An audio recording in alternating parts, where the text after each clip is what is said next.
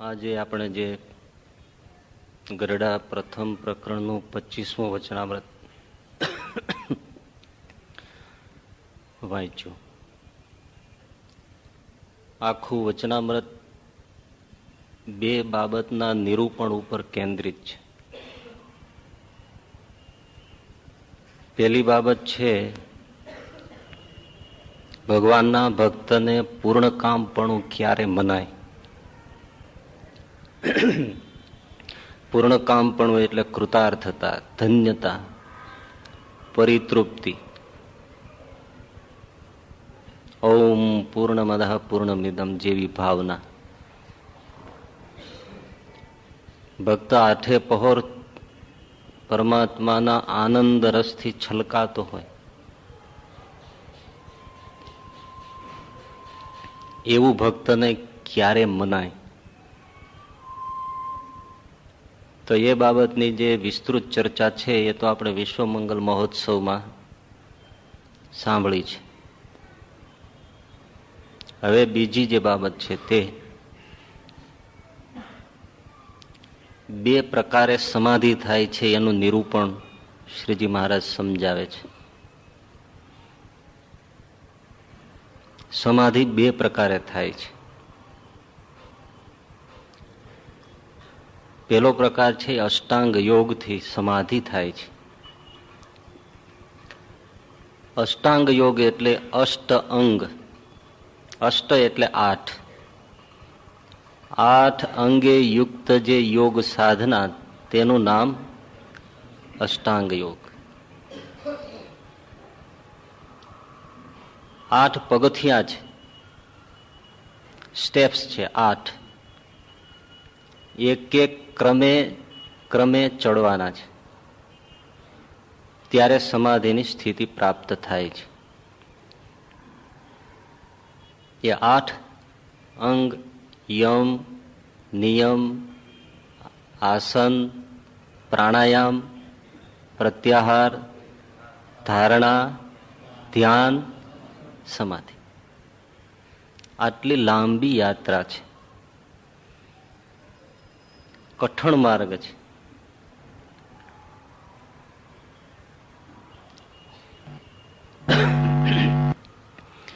પેલું પગથિયું છે યમ. યમ 5 પ્રકારના છે: સત્ય, અહિંસા, બ્રહ્મચર્ય, અસ્તેય અને અપરિગ્રહ.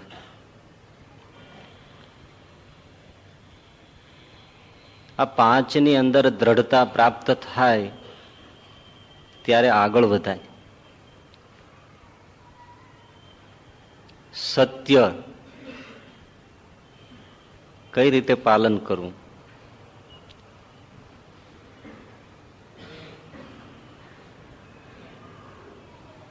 ગમે એટલું નક્કી કર્યું હોય કે સાચું બોલવું છે, મનસા વાચા કર્મણા સત્યનું પાલન.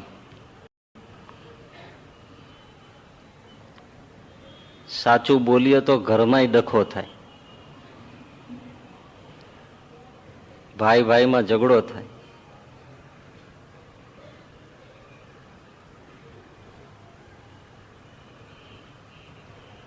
એક જણો નોકરી કરતો હતો એટલે શેઠની પાસે રજા માગી બપોરે કે શેઠ સાહેબ મારે ઘેર જવું પડશે, મને અડધા દિવસની રજા આપો. શેઠ કહે કેમ ભાઈ, શું છે? તો કે મારી પત્ની બહુ બીમાર છે એટલે મારે જવું પડશે. પેલો કે યાર કેવી વાત કરે છે, હું તને મેસેજ જ આપવા આવવાનો હતો. અડધા કલાક પહેલા જ તારી પત્નીનો ફોન આવ્યો હતો કે હું ખરીદી કરવા બજારમાં જાઉં છું અને ત્યાંથી બેનપણીને મળવા જવાની છું, તો હું ઘેર મોડી આવીશ, આટલો મેસેજ આપજો. અને તું એમ કે છો કે મારી પત્ની બીમાર છે ને મારે મળવા જવું છે ને તબિયતની જાળવણી કરવી પડે. એટલે પેલો દાંત માંડ્યા કાઢે. શેઠ કે દાંત શું કાઢે? તો કે સાહેબ સાચું કહું, હજી મારા લગ્ન જ નથી થયા.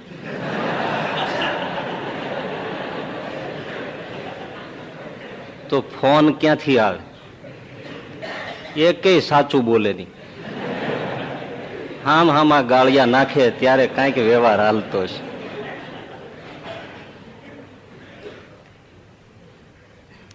સત્યનું પાલન થાય. તમને જ કોઈ પૂછે કેટલા લાખ દબાવ્યા છે, આ કોઈ બોલે?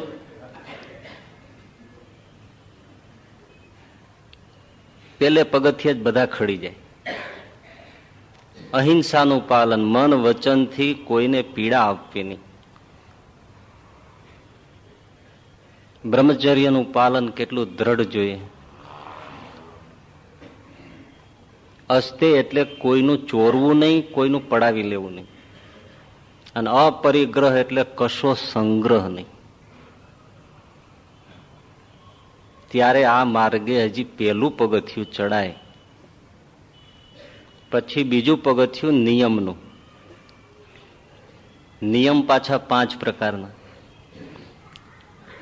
શૌચ, સંતોષ, તપ, સ્વાધ્યાય અને ઈશ્વર પ્રણિધાન.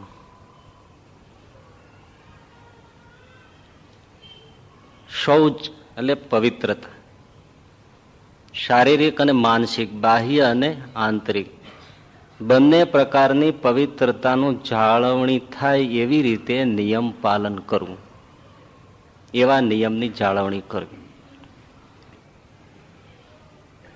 સંતોષ એક મર્યાદાની લીટી દોરી લે.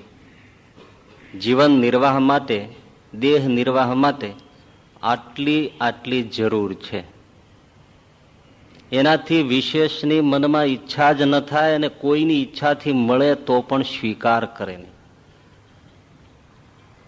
એવું સંતોષ બાબતે નિયમ પાલન કરે. ત્રીજું છે તપ છે. યુક્ત આહાર વિહાર, આહાર અને નિદ્રા, એમાં તપ કરવું પડે. તપની સાધના ન હોય તો આ માર્ગમાં આગળ વધાય નહીં. સ્વાધ્યાય, નિયમપૂર્વક સત્શાસ્ત્રોનું શ્રવણ, મનન, પઠન કરવું નિયમપૂર્વક. અને 5મું ઈશ્વર પ્રણિધાન એટલે ઈશ્વર પોતાના ઈષ્ટદેવ હોય એની સ્તુતિ, પ્રાર્થના, અર્ચન, પૂજન નિયમપૂર્વક કરવું. એમાં કોઈ બાંધછોડ ન થાય. ત્રીજું પગથિયું છે આસનનું. આસન એટલે સ્થિર રીતે અને સુખરૂપ બેસી શકાય એવા આસનમાં બેસવું. પલાઠી વાળીને બેસો, પદ્માસનમાં બેસો, સુખ આવે. અને આ સાધના માર્ગ છે એટલે ટટ્ટાર બેસવું પડે. ડોક, કરોડરજ્જુ, પીઠ ટટ્ટાર રહેવા પડે. આસનની સાધના 3 કલાક એક આસનમાં તમે બેસી શકો ત્યારે આસન સિદ્ધ થયું કહેવાય.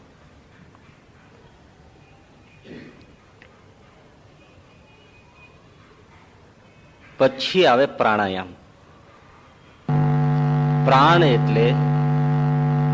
પ્રાણાયામ એટલે શ્વાસ પ્રશ્વાસનું નિયમન. પૂરક, કુંભક અને રેચકની જે પ્રક્રિયાઓ છે ત્યાંથી પ્રારંભ કરીને જુદા જુદા અનેક પ્રકારના પ્રાણાયામ છે. એ યોગ્ય રીતે પ્રાણાયામની સાધના કરીને શ્વાસની ગતિ ઉપર નિયમન સાધવું અને શ્વાસને મંદ પાડવા કઠણ સાધના છે. એ પ્રાણાયામની સાધના પછી પ્રત્યાહાર. પ્રત્યાહાર એટલે ઇન્દ્રિયોની વૃત્તિ, ચિત્તની વૃત્તિને અંતર્મુખ કરવી. બહાર ભટકતી વૃત્તિને પાછી વાળવી. જ્યાં જ્યાં જાય ત્યાંથી પાછી ખેંચીને અંતર સન્મુખ કરવી. આ પ્રત્યાહાર છે. આહાર અને પ્રત્યાહાર, અનુલોમ અને પ્રતિલોમ. પ્રત્યાહાર એટલે પાછા વળવું. આહારને, ઇન્દ્રિયોનો જે આહાર છે એને પાછો વાળો. અને હૃદયાકાશમાં વૃત્તિને સ્થિર કરે. હૃદયાકાશ એટલે ઘણા લોકો આટલું જ સમજે છે, એવું નહીં. હૃદયાકાશ એટલે આ પૂરો પ્રદેશ છે એ હૃદયાકાશ છે. આના મધ્યસ્થ કેન્દ્ર છે કરોડરજ્જુમાં, એનું બિંદુ છે, ચક્ર છે. એટલે પૂરો એ આ પ્રદેશ છે હૃદયાકાશ છે. એ હૃદયાકાશમાં વૃત્તિઓને સ્થિર કરી. ત્યાર પછી ધારણા. એ હૃદયાકાશમાં પોતાના ઈષ્ટદેવની મૂર્તિને ધારવી. દેશબંધ ચિત્તસ્ય ધારણા. નિયત કરેલા દેશ પ્રદેશમાં જ ચિત્તને ફરવા દેવું, એનું નામ ધારણા. જેમ પશુને ખીલે બાંધી દો પછી એટલામાં જ ફરે, એમ હવે અંતર્મુખ કરેલી વૃત્તિને મૂર્તિનો ખીલો આપી દેવાનો. શ્રીજી મહારાજે કહ્યું કે મૂર્તિ રૂપી ખીલે આવ્યા છો કે નહીં? એ મૂર્તિમાં જ ચિત્ત ફરે. ફરે એટલે નખથી શિખા પર્યંત ભગવાનના સ્વરૂપનું દર્શન કરે. નેત્રમાં, કર્ણમાં, નાસિકામાં, મુખમાં, ઓષ્ટમાં, એવી રીતે નીચે ઉતરતો ઉતરતો ચરણની આંગળીઓ, નખ બધું જ નિહાળે. પણ મૂર્તિ છોડીને ક્યાંય જવા દે નહીં. નીચે ઉપર એમાં જ રમે. એટલો જ દેશ એને આપી દેવો, એ ધારણા કહેવાય. એટલે આપણે જે બધા કે છે ને કે ભાઈ અમે તો ધ્યાન કરીએ છીએ 2 કલાક, શું કરો? તો કે ચિંતવ્ય. એ ધ્યાન નથી, એ ધારણા છે. કારણ કે એક મૂર્તિમાં ચિત્ત હલે ચલે છે, એના પછી ધ્યાન આવે છે. અને ધ્યાનમાં સમગ્ર મૂર્તિને એક સાથે વૃત્તિને ડગાવ્યા વગર નિરખવી અને સ્થિર કરવી, એનું નામ શું છે? ધ્યાન. એટલે 12 સેકન્ડ તમે વૃત્તિને મૂર્તિમાં રાખો અને એવી 12 ધારણાઓ થાય. 12 સેકન્ડની એક ધારણા અને બીજી એવી 12 ધારણા 12 સેકન્ડની, 144 સેકન્ડ થઈ. 12 સેકન્ડની એક ધારણા. 12 સેકન્ડ તમે જો આમાં રહી શકતા હો તો એક ધારણા સિદ્ધ થઈ. મૂર્તિ સિવાય બીજો ઘાટ ન થવો જોઈએ. મૂર્તિમાંથી વૃત્તિ જવી ન જોઈએ. 12 સેકન્ડ વાત તો નાની છે, પણ બીજી ત્રીજી સેકન્ડે મંજીભાઈ ત્યાં ન હોય, ખરું ને? પણ 12 સેકન્ડ વૃત્તિ મૂર્તિમાં જ હરે ફરે અને એવી 12 ધારણાઓ થાય ત્યારે ધ્યાનમાં પ્રવેશ થાય. અર્થાત 2.5 થી 3 મિનિટ જો આવી રીતે મૂર્તિમાં ચિત્ત રહી જાય તો ધ્યાનમાં પ્રવેશ થયો. એવા 12 ધ્યાન જ્યારે સિદ્ધ થાય ત્યારે સમાધિમાં પ્રવેશ થવાનો યોગ્યતા મળે. એટલે 35 થી 40 મિનિટ મૂર્તિમાં ફરતી વૃત્તિ નહીં, હવે તો 35 થી 40 મિનિટ કોન્સ્ટન્ટ એક પ્રવાહિતાથી મૂર્તિને સમગ્ર રીતે જોઈ નિરખી, ત્યારે સમાધિને યોગ્ય ચિત્ત થયું, પ્રવેશ મળ્યો. હજી અભ્યાસ તો હજી બાકી છે. પછી દીર્ઘકાળ સુધી સાધના કરે ત્યારે એ ચિત્તવૃત્તિ સંકેલાઈ જાય. ચિત્તની વૃત્તિ પોતાના સ્વરૂપમાં લય પામી જાય. ચિત્તવૃત્તિનો નિરોધ એટલે લય થઈ જવું. એ વૃત્તિ પોતે લય પામી જાય ત્યારે ચિત્તની ઉપાધિ ટળી જાય અને ચિત્તથી જીવ જુદો પડી જાય. આ સંસારનું વળગણ અને દેહનું જે વળગણ છે એ ચિત્ત ચોંટ્યું છે એટલે છે. ચિત્તમાં સઘળો સંસાર છે. ચિત્તને મહત્તત્વને એકતા છે. મહત્તત્વમાં જેમ પૂર્વે બ્રહ્માંડો રહ્યા છે એમ ચિત્તમાં સમગ્ર સંસાર આપણો રહ્યો છે. એટલે ચિત્તની વૃત્તિ ચિત્તમાં શમી જાય ત્યારે જીવ ચિત્તની ઉપાધિથી રહિત થયો અને ત્યારે પોતે પોતાના સ્વરૂપને પ્રાપ્ત થાય છે. બ્રહ્મનો સાક્ષાત્કાર થાય છે.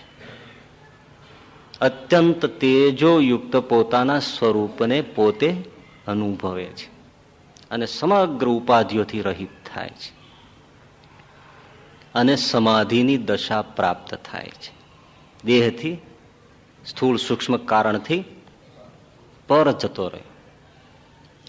હવે એને કશું ચિત્તની ઉપાધિ નહીં હોવાથી દેહની કોઈ ભાન નથી.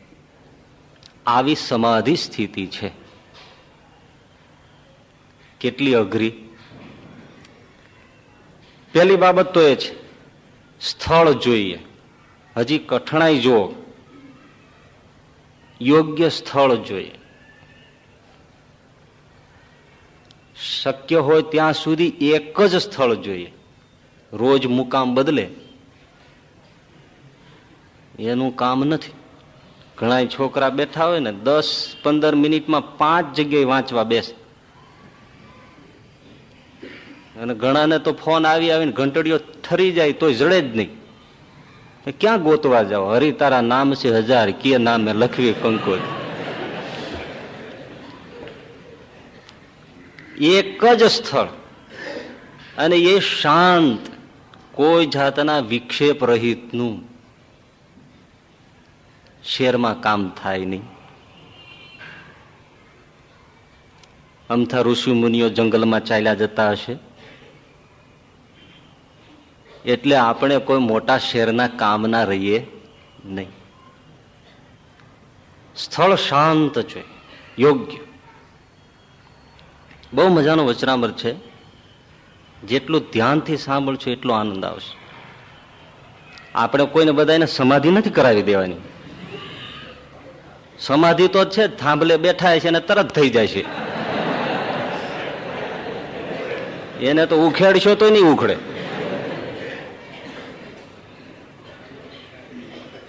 પણ અંદરથી કંઈક લેવા જેવું બહુ આવશે. એટલે એમ નહીં માનતા કે સમાધિ પ્રકરણમાં ક્યાં લોચે ચડ્યા. ઘણા પ્રશ્ન થાય ને કોઈ થવાની નથી, હું કામ ચોળવું? પણ અંદર સાર છે. સાર વગરનું થોડું ચોળીએ. સ્થળ જોઈએ, યોગ્ય શાંત સ્થળ જોઈએ. પથરા તોડાતા હોય, રેલવેના ખટખાટ ખટખાટ ખટખાટ ખટખાટ અવાજ થતા હોય, અવાજો ને ડબારા પડતા હોય, એમાં કઈ થાય નહીં સમાધિ. સ્થળ શાંત જોઈએ, પવિત્ર નિરવ જોઈએ. સ્થળ યોગ્ય જોઈએ. સમય નિયમિત હોવો જોઈએ. નિયમિત સમયે નિયમિત સાધના થવી જોઈએ. પ્રાયોરિટી જ આને આપવી પડે. એ બ્રહ્મ મુહૂર્તમાં ઉઠી જવું અને પ્રાણાયામથી બધું ચાલુ કરવું હોય તો કરે. સ્થળ, સમય, સ્વાસ્થ્ય. ખખડી ગયેલા શરીરમાં બિચારા વૃદ્ધો શું કરે? સીધા બેસી શકે નહીં. એ આસનમાં શું કરે? આ ઢીચણમાં કડાકા બોલતા હોય, કેડમાં ખટાકા બોલતા હોય, છીંક આવે તે ચોકઠા નીકળી જતા હોય. હવે બિચારા ક્યાં કરે આમાં? સ્વાસ્થ્ય જોઈએ ને. પ્રાણાયામ કરવું હોય, સળેખમથી શરદીથી નાક લૂમા જુમા હોય, ગુંગળામણ થઈ જાય. પૂજન થતું હતું તો ઓલા પુરોહિત કે ચલો પ્રાણાયામ કરો, તો ઓલો કે પ્રાણાયામ નહીં થાય. તો કઈ ઓપરેશન કર્યું છે, પડદો કાઢી નાખ્યો છે, 2 લાઈનો ચાલુ છે, આમાં ડાબા જમણું કઈ ફેર નહીં પડે કે? સ્વાસ્થ્ય જોઈએ, બેસવાની ક્ષમતા જોઈએ, સ્ટેમિના જોઈએ ને. કલાકો સુધી બેસવાનું છે. ઘડી બેસતા હોય ને પગમાં ખાલી ચડી જતી હોય, એનું કામ નથી. સ્વાસ્થ્ય જોઈએ. સાવધાની જોઈએ, નહીતર પ્રાણ ક્યાંક લોચે ચડી જાય. આ તો બહુ જટિલ માર્ગ છે, ઉલમાંથી ચૂલમાં જાય. હવે એક જણો સાધના કરતો હતો, અમને વૈદરાજ મળ્યા હતા, એમની પાસે એવો પેશન્ટ આવ્યો હતો. હવે એ આમ સાધના કરતા છે ને એમાં એના દરવાજા ઉપર કોઈ જોરથી કંઈક પથ્થરો ફેંક્યો. હવે આ શાંત થયા હોય અને શાંત હોય વાતાવરણ ત્યારે અવાજ નાનો પણ અનેક ગણો મોટો સમય. તે એવી ડગલી ચહકી ગઈ કે પ્રાણ ઠેકાણે લાવવો કઠણ પડે. એટલા માટે પાંચમી બાબત છે સદગુરુની આવશ્યકતા. સાવધાની, પાંચમી બાબત સદગુરુ. એની સંપૂર્ણ દેખરેખ નીચે આ કરવું પડે. કે ચોપડીમાં વાંચીને મંડી જાય તો પછી જેમ ખારી સિંગ ખાય ને કેમ દાણો અહોત્રે વયો જાય ઘણી વાર, એમ પછી આ સમાધિ અહોત્રે વહી જાય. સદગુરુની હાજરી હોવી જોઈએ. અને છેલ્લી બાબત છે તે એ કે સંન્યાસ હોવો જોઈએ. લો કરો વાત. પ્રવૃત્તિ વાળાનું કામ જ નથી તમે ભાઈ ઘડી છોકરા રમાડો ને ઘડી કા કરો ને ઘડી કા. માસીબા કેમ છે ને ફઈબા કેમ છે, કઠણ છે. અને જેને જેને આ સાધના કરી હશે તો સંસારમાં રહીને પણ સંન્યાસી, એ વગર આ સાધના થાય નહીં. આટલી કઠણ છે. આટલી જાળવણી પછી સમાધિ થાય તો થાય, નહીતર ધ્યાન ધારણા સુધી પહોંચે. અને સમાધિ થાય તો પાછા ત્યાં સમાધિના બે પ્રકાર છે. સવિકલ્પ સમાધિ એટલે સંપ્રજ્ઞાત સમાધિ, અને બીજી નિર્વિકલ્પ સમાધિ એટલે અસંપ્રજ્ઞાત સમાધિ. બે પ્રકાર છે. સવિકલ્પ સમાધિમાં ધ્યાન કરનારો અને ધ્યેય એટલે ભગવાનનું સ્વરૂપ, એ બંનેની ભિન્નતાનું દર્શન હોય છે. પોતે ભક્ત પોતાને સમજે, ભાન હોય કે હું ભક્ત છું અને આ ભગવાન છે, એ સવિકલ્પ. નિર્વિકલ્પમાં કેવળ ભગવાનની મૂર્તિમાં લીન થઈ જાય વૃત્તિ. હું ધ્યાન કરનારો છું એવું પણ ભાન ન હોય. હું બ્રહ્મરૂપ ભગવાનનો ભક્ત છું એવું પણ વિલીન થઈ જાય ત્યારે નિર્વિકલ્પ સમાધિ છે. આ કહેવાનો આશય મારો એ છે, આ કઠણ માર્ગ તમને ખ્યાલ આવ્યો કેટલો છે? સમજાયું?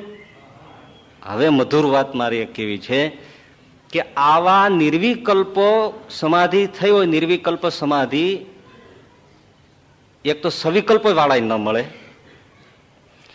એવા સવિકલ્પ વાળામાંથી કોઈ એકાદ નિર્વિકલ્પ સમાધિ વાળો મળે.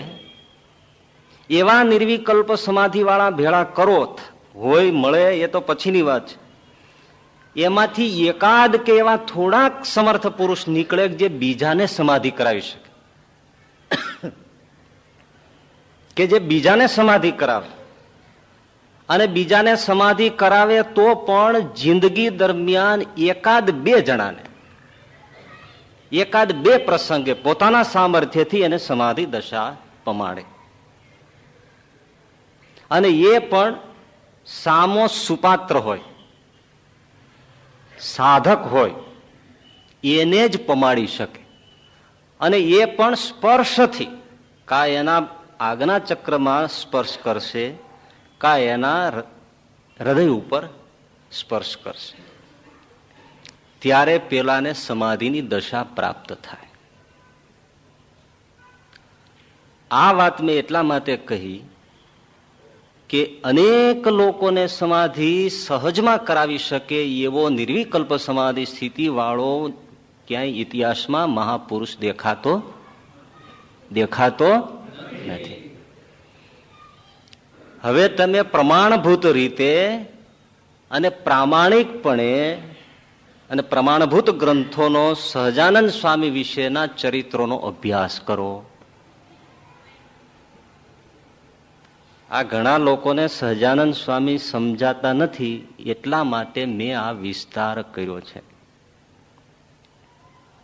સૌ સમજે છે કે જેમ બીજા બધા સ્વામી લોકો, એમ આ સહજાનંદ સ્વામી પણ એક મહાપુરુષ છે. પ્રમાણભૂત રૂપે ગ્રંથ છે, તેમાં વાંચો અને પ્રામાણિક વૃત્તિથી વાંચો અને અભ્યાસ કરો તો સહજાનંદ સ્વામી એટલે શ્રીજી મહારાજ.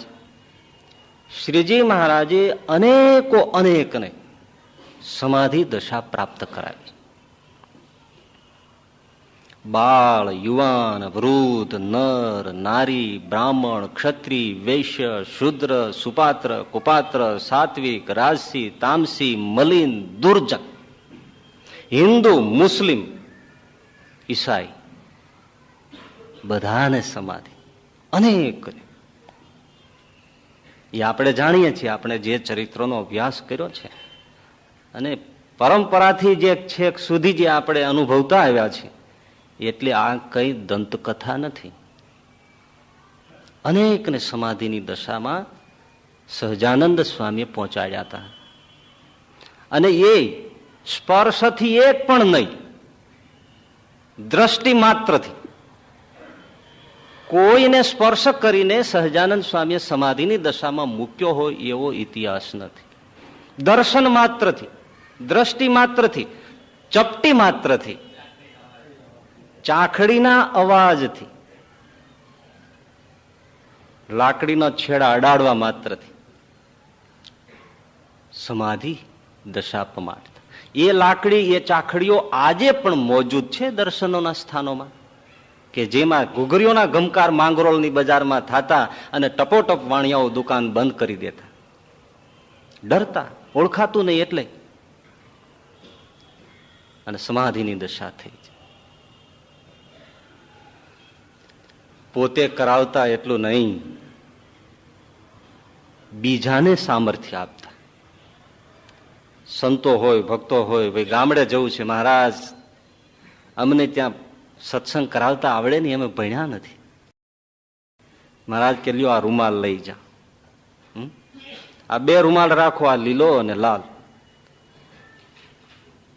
આ લીલો રૂમાલ અડાડશો કે દેખાડશો એટલે સમાધિ થશે, અને લાલ રૂમાલ અડાડશો એટલે સમાધિ ઉતરી જશે. અને સમાધિમાં એને જે નિરખવું છે બધું નિરખી લેશે, તમારે કાંઈ કહેવું નહીં પડે. અને એવા સેંકડો લોકો આવી રીતે ભગવાન સહજાનંદ સ્વામીના એ વખતે અનુયાયીઓ થયા હતા, અને એની પરંપરામાં આજે પણ સત્સંગ છે. એટલે કઈ જૂઠ નથી.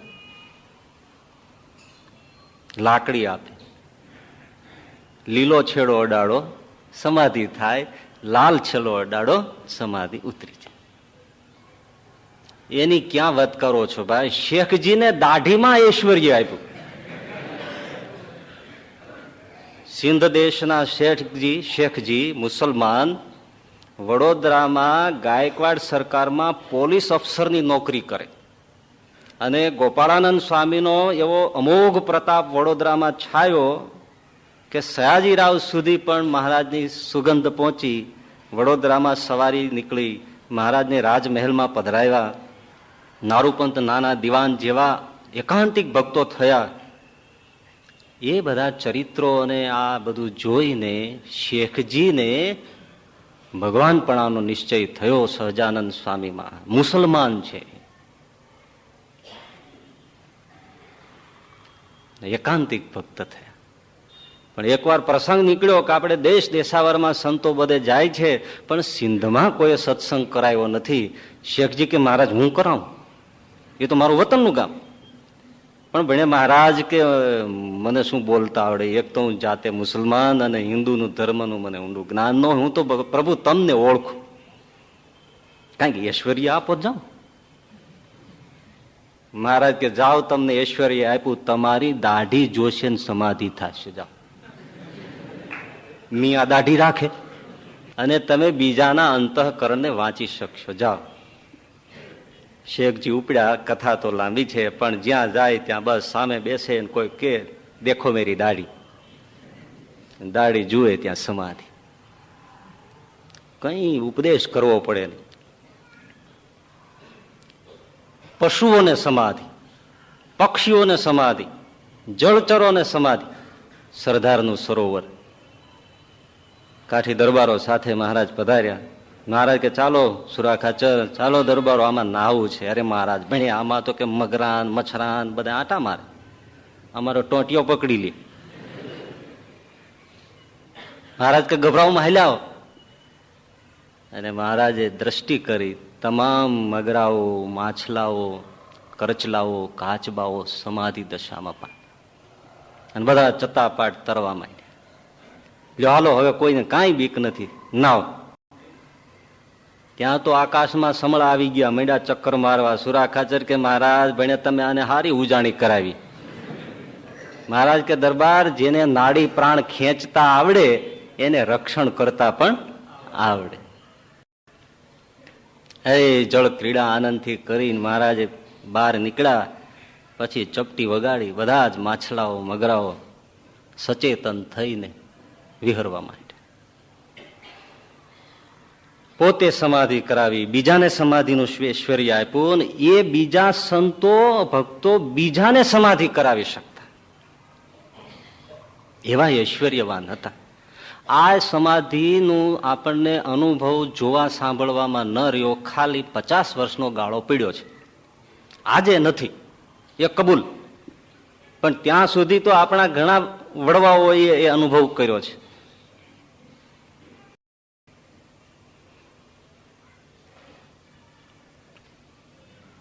ગુણાતીતાનંદ સ્વામી બીમાર થયા, દેહ ત્યાગ કરવાની ઈચ્છા કરી. કેવા ભક્તો હતા, એક જ ખાલી હું નમૂના રૂપે જ કહું છું. સહજાનંદ સ્વામીના જે ભક્તો છે એનું જે સામર્થ્ય છે, એના ભક્તો આવા હોય તો ભગવાન કેવા છે. ગુણાતીતાનંદ સ્વામી જુનાગઢમાં મહંત પદે મંદિરના, સ્વામિનારાયણ મંદિર, રાધારમણ દેવ, જુનાગઢ.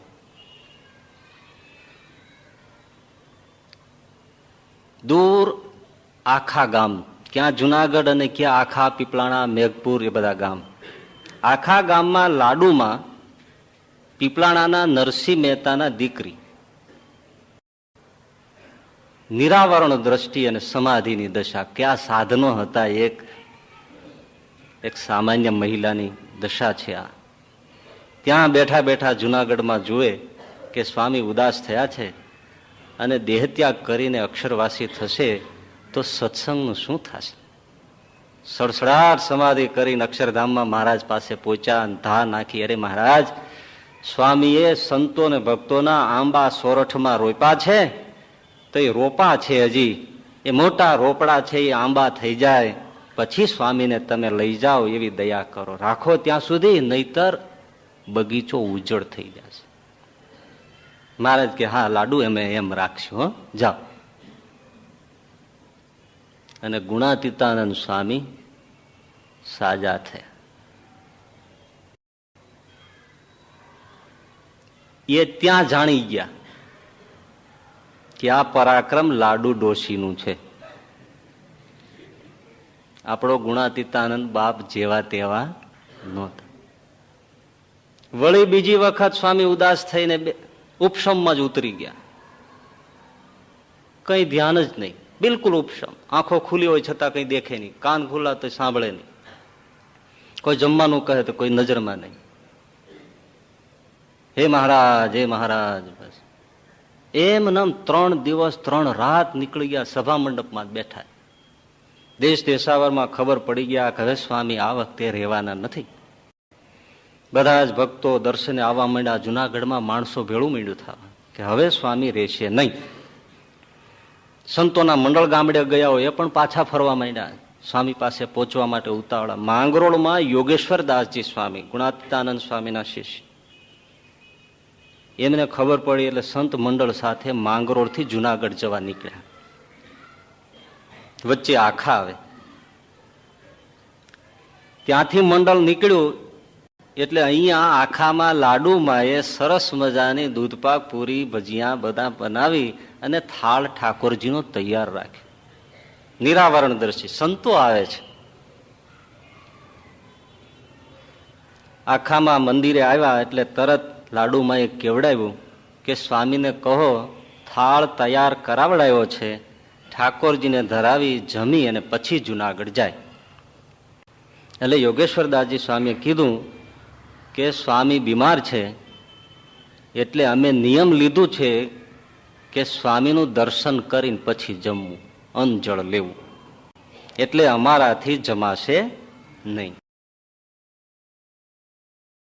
લાડુમાએ એ માણસ સાથે પાછું કેવડાવ્યું કે સ્વામીને કહી દો કે પેલી વખતે સ્વામી બીમાર થયા હતા ત્યારે હું મહારાજને પ્રાર્થના કરી આવી છું, અને આ વખતે પણ હું મહારાજને જઈને પ્રાર્થના કરી આવી છું કે સ્વામીને હમણાં લઈ જતા નહીં, એટલે મહારાજ સ્વામીને અક્ષરધામમાં લઈ જશે નહીં, સ્વામીનો દેહ પડશે નહીં.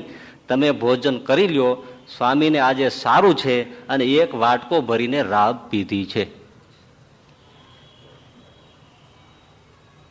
જુઓ તો ખરા, યોગેશ્વરદાસજી બધા જાણતા હતા કે આ ડોશીનો કેવો પ્રભાવ છે.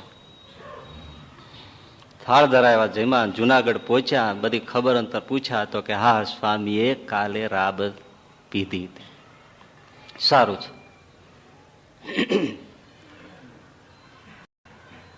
બીજે દિવસે લાડુ ડોશીએ પોતાના બે દીકરા કાનજી અને મકનજી એને કીધું કે તમે સ્વામીના દર્શન કરી આવો. સ્વામી હવે સ્વસ્થ હતા, દંડવત કરી અને બીજા સંતો બેઠા હતા, ભક્તો બેઠા હતા. બે દીકરાઓ લાડુમાના આખાથી આવ્યા અને દંડવત મીંડા કરવા. એટલે ગુણાતીતાનંદ સ્વામી કે અમે મહારાજની પાસે જઈએ છીએ અક્ષરધામમાં, સમાધિ દશામાં. અમે તો કંઈ બોલતા નથી કે અમારે અહીંયા આવવું છે, પણ ત્યાં જે બધા સંતો છે એ અમને એમ કહે છે કે સ્વામી હવે ક્યારે આવવું છે. અમે કંઈ બોલતા નથી, પણ આ છોકરાઓની માં આડી પડે છે.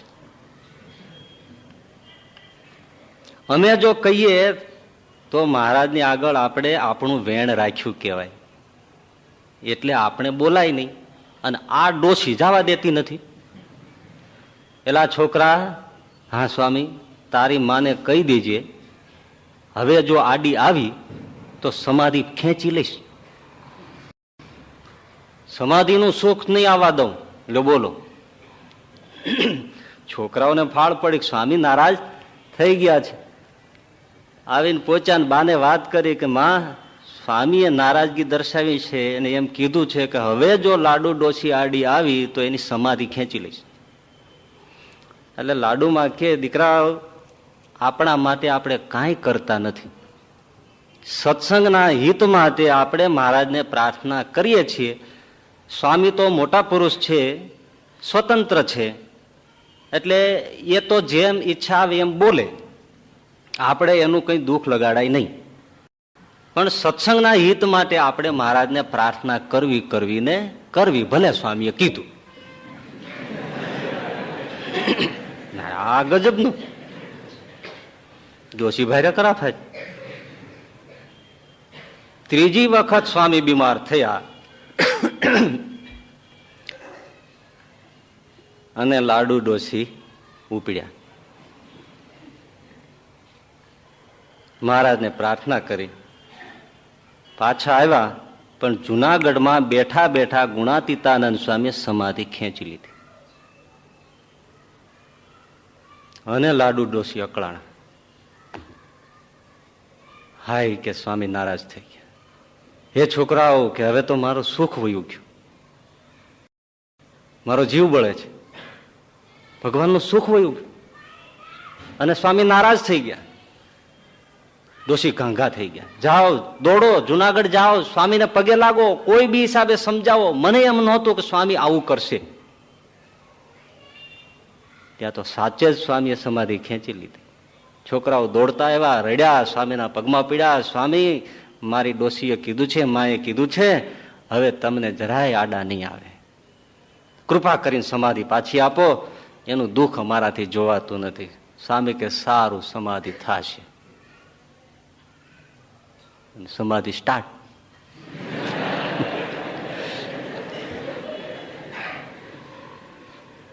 આમાં પૂર્ણકામપણાની જે આપણે વાત આગળ કરતા હતા ત્યારે મહારાજે બોલ્યા છે કે તમે વિચારો કે આ શું મળ્યું છે તમને, તમને કેવો વારસો મળ્યો છે, તમે કેની ઉપાસના કરો છો, તમને કોણ મળ્યું છે, તમને કેવો સત્સંગ મળ્યો છે. આ તો મળ્યું છે પણ બાળકના હાથમાં ચિંતામણી છે, એમ મહારાજે 24ના વચનામૃતના અંત ભાગમાં કીધું. લાડુમાં ને સમાધિ શરૂ થઈ, પણ પછી આડા આવવાનું બંધ કર્યું. થોડા વર્ષો સ્વામી જુનાગઢ દેશમાં ફર્યા અને પછી વિચાર કર્યો કે હવે દેહ છોડી દેવો છે. હવે કોઈ આડું આવે એમ હતું નહીં. અને જુનાગઢમાં નીકળ્યા, બધાને કહ્યું કે લ્યો બધા સૌ છેલ્લી વારના દર્શન કરો, હવે અમારે સત્સંગમાં ફરવું છે. આવ્યા તો આવ્યા, નક્કી કરીને નીકળી ગયા. ખ્યાલ છે એ પ્રમાણે વંથલી ગયા, કલ્યાણભાઈને મળ્યા. કલ્યાણભાઈ રાજી થયા. એકાંતિક ભક્ત કલ્યાણભાઈ વંથલીના કેટલા કેટલાના ચરિત્રો કહીએ. ગુણાતીતાનંદ સ્વામીએ કીધું, કલ્યાણભાઈ દેહ છોડવો છે, તમે રાજી? અરે મા બાપ આવા નવા દર્શન આપો, બાકી દેહ શું કામ છોડવા? સત્સંગમાં બહુ જ જરૂર છે. કાંઈ નહીં, વંથળીથી નીકળી ગયા. જાળિયા ગયા. હીરાભાઈ ઠક્કર એકાંતિક ભક્ત મહારાજની ખૂબ સેવા અને માંદગીમાં, એ બધો પ્રસંગ આપણે જાણીએ છીએ. ગુણાતીતાનંદ સ્વામી કે હીરાભાઈ કે દેહ ત્યાગ કરવા આવ્યા છીએ, તમે રાજી? અરે મા બાપ આવા નવા દર્શન આપો ને શા માટે એવા સંકલ્પ કરો છો? સારું, નીકળી ગયા. આવ્યા ઉપલેટા. ઉપલેટામાં લાલાભાઈ સમાધિનિષ્ઠ. લાલાભાઈ તો કે હા, તો કે દેહ ત્યાગ કરવા આવ્યા છે, તમે રાજી? તો અહીંયા દેહ છોડીએ. જાણે કેમ કપડા બદલવા હોય. અને એવું જ છે, એવા પુરુષોને માટે કઈ નથી એવું. આજે પણ હજી સત્સંગમાં એવા પ્રસંગો બને છે કે ડોક્ટર કહી દે 2 દિવસમાં વયા જાય છે. આ કે તમે ડોક્ટર સાહેબ રાજી રહ્યો, હું એમ એકાદશી સિવાય નહીં જાઉં. એકાદશી મને મહારાજ કહી ગયા છે, આવતી એકાદશી હજી 10 દાડાની વાર છે, હું ત્યારે જ શરીર મૂકીશ. આજે બને છે, આ સત્સંગમાં બને છે.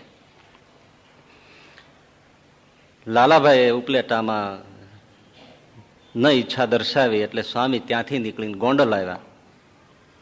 અને ગોંડલમાં એ વખતે ભગવતસિંહ દરબાર નાના દીકરા, પિતાજીનું અવસાન થઈ ગયેલું, અને એના વારસનો ગરાસનો ગોંડલના રાજનો કેસ ગોંડલ ચાલે, લંડન ચાલે, રાજ ખાલસા કરવા માટે. અને એ મૂંઝવતો પ્રશ્ન. વાત તો આપણે ટૂંકમાં જ લીધી છે, પણ ગોંડલ આવ્યા એટલે તરત રાજ દરબારમાં પધરામણી કરી. વાત મૂંઝવતી હતી એ કહી. સ્વામી કે લાવો ભગવતસિંહજીને. નાના બાળક સ્વામીની પાસે મૂક્યા. સ્વામી અંગૂઠો બોળી કુમકુમનો ચાંદલો કરીને બોલ્યા, એ આ ગોંડલની ગાદીનું ટીલું, હવે એને ત્રિલોકમાં કોઈ ફેરવે નહીં, ભલે લંડનમાં કેસ હાલી રાખે. આ તો એવા રાજા થશે, એવા રાજા થશે કે એના બીજાને ધડા લેવા પડશે. અને આપણે જોઈએ છીએ કે ભગવતસિંહ બાપુએ જે ગોંડલમાં રાજ કર્યા એવા કોઈ કરી શક્યા. તો આ એક ભક્તોનું સામર્થ્ય ભગવાન થકી. તો અનેકને ઈશ્વરીય સમાધિ સહજાનંદ સ્વામીએ દ્રષ્ટિ માત્રથી આપી હતી. એ પ્રમાણભૂત છે, એ અહીંયા છે, એટલે મેં રિપીટેશન કર્યું. વચનામૃત ઓથેન્ટિક ગ્રંથ છે. એમાં સ્વમુખે મહારાજ એમ કહે છે, એટલે વચનો સાર્થક છે કે હમણાં અમે એક હરિભક્તને સમાધિ કરાવી. કરાવતા હતા નક્કી એમના મુખે થઈ ગયું. વચનામૃતમાં 2-4 ઠેકાણે છે, પણ અહીંયા પોતે જ એમ બોલે છે કે હમણાં અમે એક હરિભક્તને સમાધિ કરાવી. પાડવા માંડી અને કહ્યું કે હું બળું છું, માટે સમાધિ વાળાને પણ આત્મજ્ઞાનનું જરૂર પડે છે. પછી અમે એને કહ્યું કે આ લાડકીબાઈ નામ અને ભાટનો દેહ તે તું નહીં. ભાટ જ્ઞાતિ છે, લાડકીબાઈ નામ છે, મેઘપુરના વતની છે, જાત કુજાત જોઈ નથી. તો સ્વગત બોલ્યા છે એટલે સમાધિ કરાવતા. પરંતુ આ કૃપા યોગ છે. પોતાના કોઈ સાધનોનું તો બળ જ નથી, બીજાના બળથી છે. એની કૃપા થાય તો થાય. તો આ કૃપા યોગ છે. આજે એવી કૃપા કરે એવો કોઈ છે નહીં. બરાબર છે? સમાધિમાં મૂકે એવો કૃપા યોગ મળે એવું તો કોઈ દેખાતું નથી.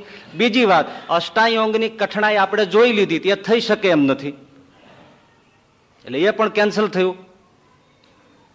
કૃપા યોગ નથી, અષ્ટાંગ યોગ થઈ શકે એમ નથી.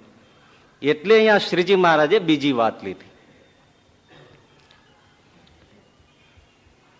કે એવી જે સમાધિ થાય છે તેના બે ભેદ છે.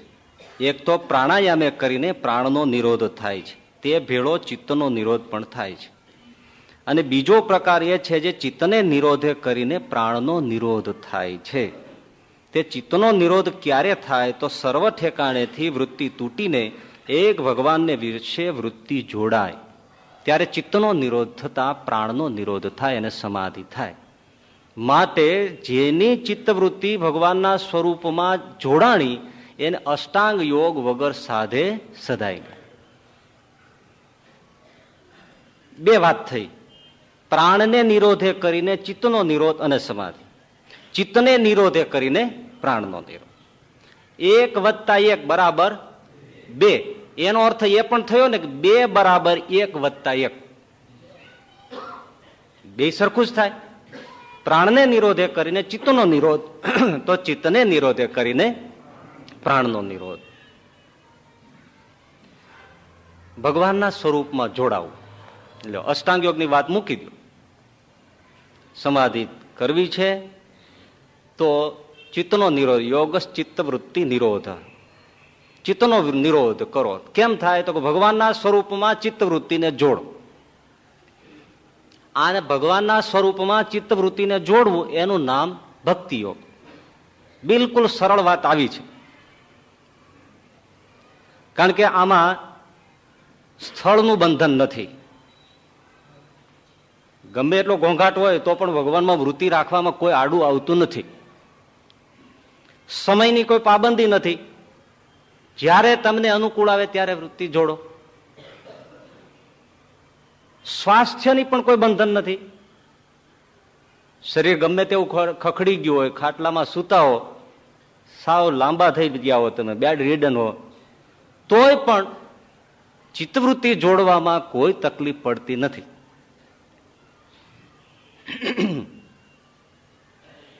એક સ્વામીજીને એક જણે પ્રશ્ન કરેલો, જૂના વખતની વાત છે, કે ભાઈ ભગવાનની મૂર્તિમાં વૃત્તિ કેમ જોડવી? અવસ્થા થઈ ગઈ છે. ત્યારે સ્વામીજીએ સરસ કીધું કે ભાઈ જો ભોજન કરવું હોય તો ભંડારે જવું પડે ચાલીને. એમ ચિત્તવૃત્તિ જોડવા માટે ક્યાંય જવું પડે એવું નથી, પથારીમાં સૂતા સૂતા જોડાય. એટલે સ્વાસ્થ્યની પણ કોઈ તકલીફ નથી, બંધન નથી. સાવધાનીની કોઈ જરૂર નથી. વૃત્તિ તૂટી જાય તો બીજી વાર સાંધો. કઈ પ્રાણ લોચે ચડી જાય એવું તો છે જ નહીં. એટલે સાવધાનીની પણ કોઈ જરૂર નથી. અષ્ટાંગ યોગમાં તો જો પડે તો રોગી થાય, અને આ ભગવાનમાં વૃત્તિ જોડનારો હોય એનું પતન થાય નહીં, કારણ કે ભગવાન સહાયમાં છે. ન મે ભક્ત પ્રણશ્યતિ, ભગવાનનો સહારો છે, નુકસાની નથી. અષ્ટાંગ યોગ તો સાધતા છેવટે પહોંચો તો ફળ છે. આમાં રોકડો હિસાબ છે, જેટલું રાખો એટલો ફાયદો. રોજનું પેમેન્ટ થાય. વર્ષે દાડે પગાર બાંધ્યો હોય તો કેટલી મુશ્કેલી. તો રોજનું જેટલું કરો, રામ રૂપિયા રોકે. સાવધાનીની જરૂર નહીં. સદગુરુની કૃપાની જરૂર ખરી, પણ સતત સામીપ્યની જરૂર નથી. અને સંન્યાસની તો બિલકુલ જરૂર નથી. એવી જરૂર હોત તો તમે કોઈ અહીંયા આવત જ નહીં. એની બિલકુલ જરૂર નથી. કેટલો સરળ છે. ભગવાનના સ્વરૂપમાં ચિત્તવૃત્તિને જોડવી, બસ. પણ જોડવી એટલે શું એ સમજવાનું છે. 5-10 મિનિટ ભજન કરી લીધું, 2-5 માળા કરી લીધી, કલાક અડધો કલાક પૂજા કરી લીધી એટલે ચિત્તવૃત્તિ જોડાઈ ગઈ એવું નથી. તો દ્રષ્ટાંત આપ્યું છે. એક કુવા ઉપર 20 કોષ ફરતા હોય. કોષ જૂના જમાનાનું છે. અત્યારે આપણે સમજો ને કોઈ મોટર મૂકી હોય, સબમર્સિબલ પંપ મૂક્યા હોય, એક કુવા ઉપર પાણી હોય તો. પણ આપણે હોય તો જ મૂકવાય ને. અત્યારે આપણે મૂકવા બેઠા છીએ 20, તો પછી પાણી છે એમ ધારી જ લેવાનું ને. આમાં કઈ એમાં ધારવામાં દુકાળ નથી પડતો.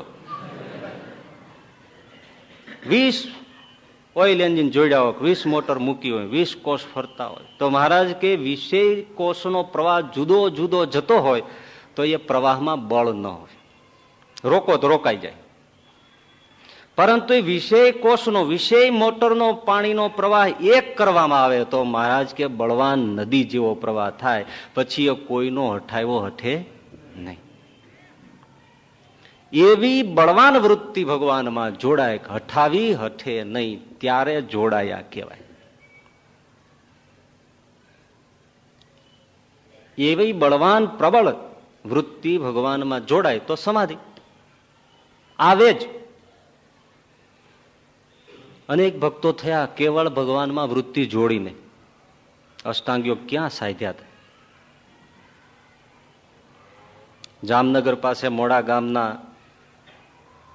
પૂર્વાશ્રમનું ગામ સચ્ચિદાનંદ સ્વામીનું, દાજીભાઈ નામ, ઘેર હતા ત્યારે મહારાજ પહેલી વાર ત્યાં મોડા પધાર્યા.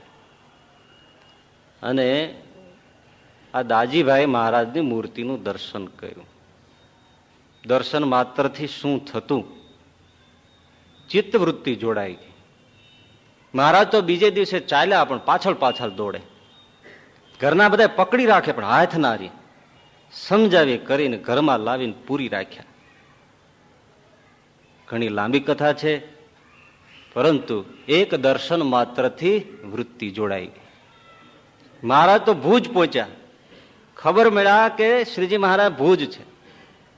તો પૂર્વાશ્રમમાં દાજીભાઈ, સચ્ચિદાનંદ સ્વામી એટલે દાજીભાઈ, પોતાને ગામડેથી કોઈને કહ્યા વગર નીકળી ગયા. આડો દરિયો આવે, નાવમાં બેસીને ભુજ પહોંચવા માટે નીકળ્યા. નાવમાં બેઠા અને મહારાજની મૂર્તિનો લક્ષ્ય થયો, સમાધિ થઈ ગઈ. નાડી પ્રાણ લય થઈ ગઈ. સમાધિ દશામાં નાડી ચાલે નહીં, શ્વાસ ચાલે નહીં, હૃદયના ધબકારા બંધ, કાષ્ટવત શબવત થાય, એને સમાધિ કહેવાય. નાડી મળે નહીં, હૃદય ધડકે નહીં, શ્વાસ ચાલે નહીં, શબ જેવું શબ જ થઈ જાય. અને છતાં એ શબ ન હોય, એ સમાધિ છે. નહીં તો બધા ગુજરી ગયા એ બધા સમાધિ વાળા કહેવાય. પણ ઉપર દ્રષ્ટિએ એક જ લાગે. એટલે બધા જે નાવમાં સવાર થઈને બેઠેલા એમણે જોયું કે આ છોકરો મરી ગયો. ક્યાંનો છે શું ખબર? ત્યારે કઈ આવી થોડી કોમ્પ્યુટરની વ્યવસ્થા હતી, ડેટા નીકળે બધો. એટલે વિચાર કર્યો, એ કાંઠે નાવ ઉતર્યું, લાકડા લાવીને છોકરાનો અગ્નિ સંસ્કાર માટે પધરાવી દીધો. આ તો સમાધિસ્થ હતા. ચિત્તા ઉપર ગોઠવા અગ્નિ લગાડવાની જ્યાં તૈયારી કરે ત્યાં જ દિવ્ય રૂપે ભગવાન સ્વામિનારાયણ પ્રગટ થયા. આ સચ્ચિદાનંદને થપાટ મારીને બેઠો કર્યો, ઉઠ. જાગી ગયા, સમાધિ ઉતરી. અરે મહારાજ તમે આ રસ્તે સીધો ચાલ્યો જા, અમે ત્યાં બેઠા છીએ. આ સળગાવા વાળા હતા એ જોઈ રહ્યા, કારણ કે એને દિવ્ય રૂપનું કઈ દર્શન થયું જ નહીં. આ છોકરો અચાનક આગ લગાડવાનું થયું અને બેઠો થઈ ગયો. એમાં અમુક જણા કે એ તો છે ને મૂર્છિત થઈ ગયો છે, ઉતરી ગયો. કે પણ સમાધિ દશા, ચિત્તવૃત્તિ સંકેલાઈ જાય એટલે સમાધિ. નૃસિંહાનંદ સ્વામીને મહારાજ કે ભણો, ભાગવત ભણો. હવે આજ્ઞા કરી એટલે શું કરે? શિયાળાનો આવો સમય, ઠંડી એ વખતે તો બહુ પડતી ને. હવે તો બધી ઠંડી મોડી પડી ગઈ. આટલી પડે છે તોય લોકો રાડ નાખે છે. આ તે કઈ ઠંડી કહેવાય? પેલા હું અમારા જમાનામાં ઠંડી પડતી. હા, શું દાંત કાઢો. આમ હવારે ગા દોઈએ ને, ગાય દોવા જઈએ ને તો સીધી કુલ્ફી નીકળતી, એવી ઠંડીઓ પડતી. હવે તો ક્યાં એવી ઠંડી પડે છે?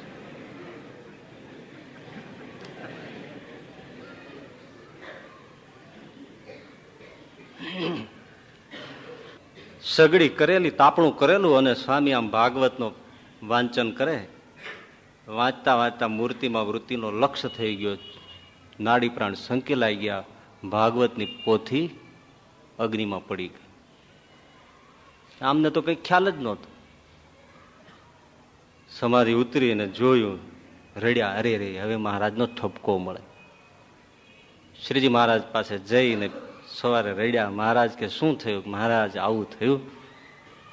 મહારાજ કે સારું, મૂકી દો, ભણવા જેવું ભણી લીધું.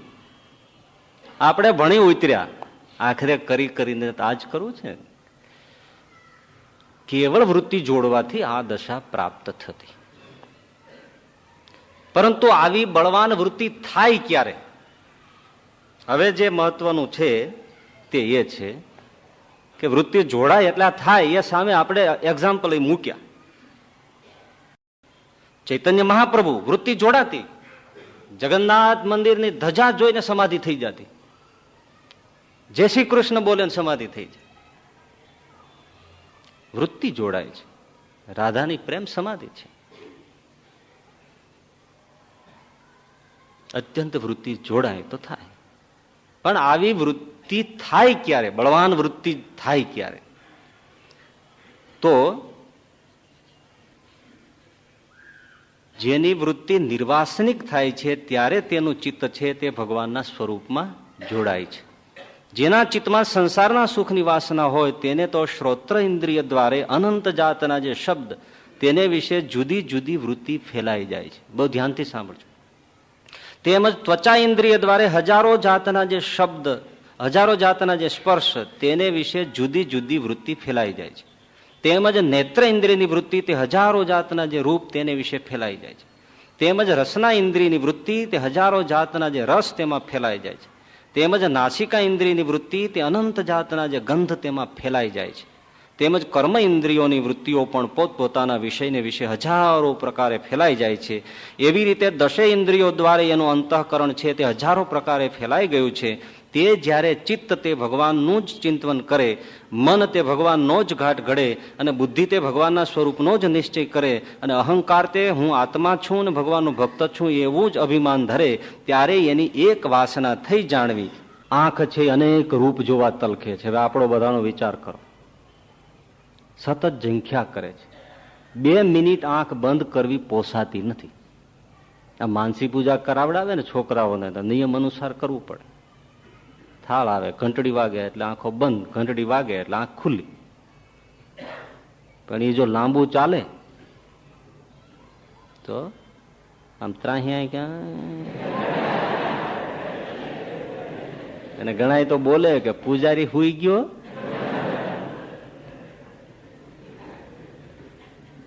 વૃત્તિ સંકેલાતી નથી. આંખ રૂપ જોવા માંગે છે. કોઈ બી દેખાય એટલે તરત જોવા ઝંખે છે. કાન કેટલું સાંભળવા માટે સતત તડપે. આંખ રૂપ માગે છે, કાન શબ્દ માગે છે, ત્વચા સ્પર્શ માગે છે. જીભના તો રસાસ્વાદની તો વાત જ નહીં. ઘણાને સુગંધ આવે છે. હા, હવે આમાં કઈ રીતે વૃત્તિ જોડાય? કડી કલોલ પાસે માથાસુર ગામ છે. ત્યાં મહારાજ પધારેલા, શ્રીજી મહારાજ, સહજાનંદ સ્વામી. તે એક હરિભક્ત એને ત્યાં મહારાજને ભોજનનો પ્રોગ્રામ, નિયમ, ત્યાં જમવા બેઠા. જમતા હતા, જમવાને અંત આવ્યો એટલે પેલા હરિભક્ત એ મહારાજની પાસે પાણીને બદલે ઘીનું બોઘરડું મૂક્યું, કહ્યું કે લ્યો મહારાજ ચડું કરો. ભગત એવા પ્રેમી, એ પાણીનો કોઈ ધડો ના રહ્યો અને ઘીનું બોઘરડું મૂકી દીધું. લ્યો મહારાજ કરો ચડું. એ જમાને સુખી લોકો ઘીના બોઘરડા ઘરમાં રખડતા હોય તે મૂકાણ હોય ને, તો મૂકે શું? અત્યારે કેટલીક ટોયલીમાં હોય બધું. ઘણા નથી કેતા કે અમે એક ટબુડી દૂધ લાવી, એમાંથી અમે ઘરમાં 7 જણા દૂધે વાળું કરીએ, એક ટબુડીમાંથી. અને પછી તોય તમારા ભાઈને તો સાંજે પાછો હુતે પેલા ચા પીવાની ટેવ, એટલે એમાંથી ચા બનાવી અને વધે એને અમે પાછું મેળવી દઈ. એની હવારે અમે છાશ કરી અને એમાં તોફાની આ બધા વાંદરા જેવા છોકરા ઈ જો ઈ ગોળીને હડફેટે ચડાવે તો આખા ઘરમાં રેલામ છેલામ.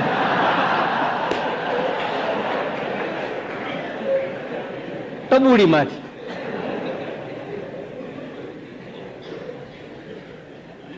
એટલે આ ઘીનું બોઘોડું મૂક્યું કે લો મહારાજ કરો ચડવું. એટલે મહારાજ કે શું બોલ્યા શ્રીજી મહારાજ? વેતા વગરના હોય એ સંસારમાં શું કામ રહેતા હશે? કે વેતા વગરના સંસારમાં શું કામ રહેતા હશે? બસ જમ્યા અને વિદાયનો પ્રસંગ થયો. બધા જ વળાવા ગામના ગોંદરે આવ્યા. મહારાજે બધાને એક પછી એક નામ લઈને વિદાય કર્યા. પણ આ ભગતે વેણ પકડી લીધું. મહારાજ મને કહે છે કે વેતો ન હોય એટલે ધડો ન હોય, ભાન ન હોય તો સંસારમાં શું કામ રહેતા હશે? તો આપણે રહેવું નથી. પાછળ ને પાછળ ચાલ્યા ગયા. તે મહારાજે કઈ પાછું વળીને કીધું નહીં તમે પાછા વળો. વડતાલ સુધી ચાલ્યા ગયા.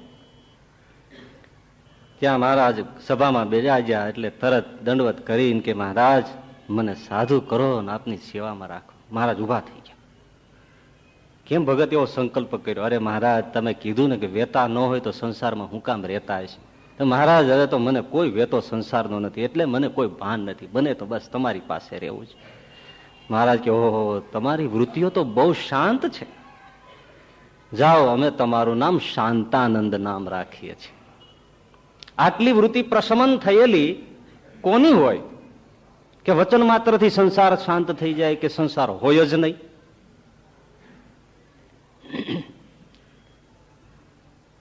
શાંતાનંદ નામ રાખ્યું. જેવા નામ એવા જ ગુણ બોલ્યા મહારાજ. શાંત વૃત્તિઓ હતી. મૂર્તિમાં વૃત્તિ જોડાઈ જાય, સમાધિ થઈ જાય.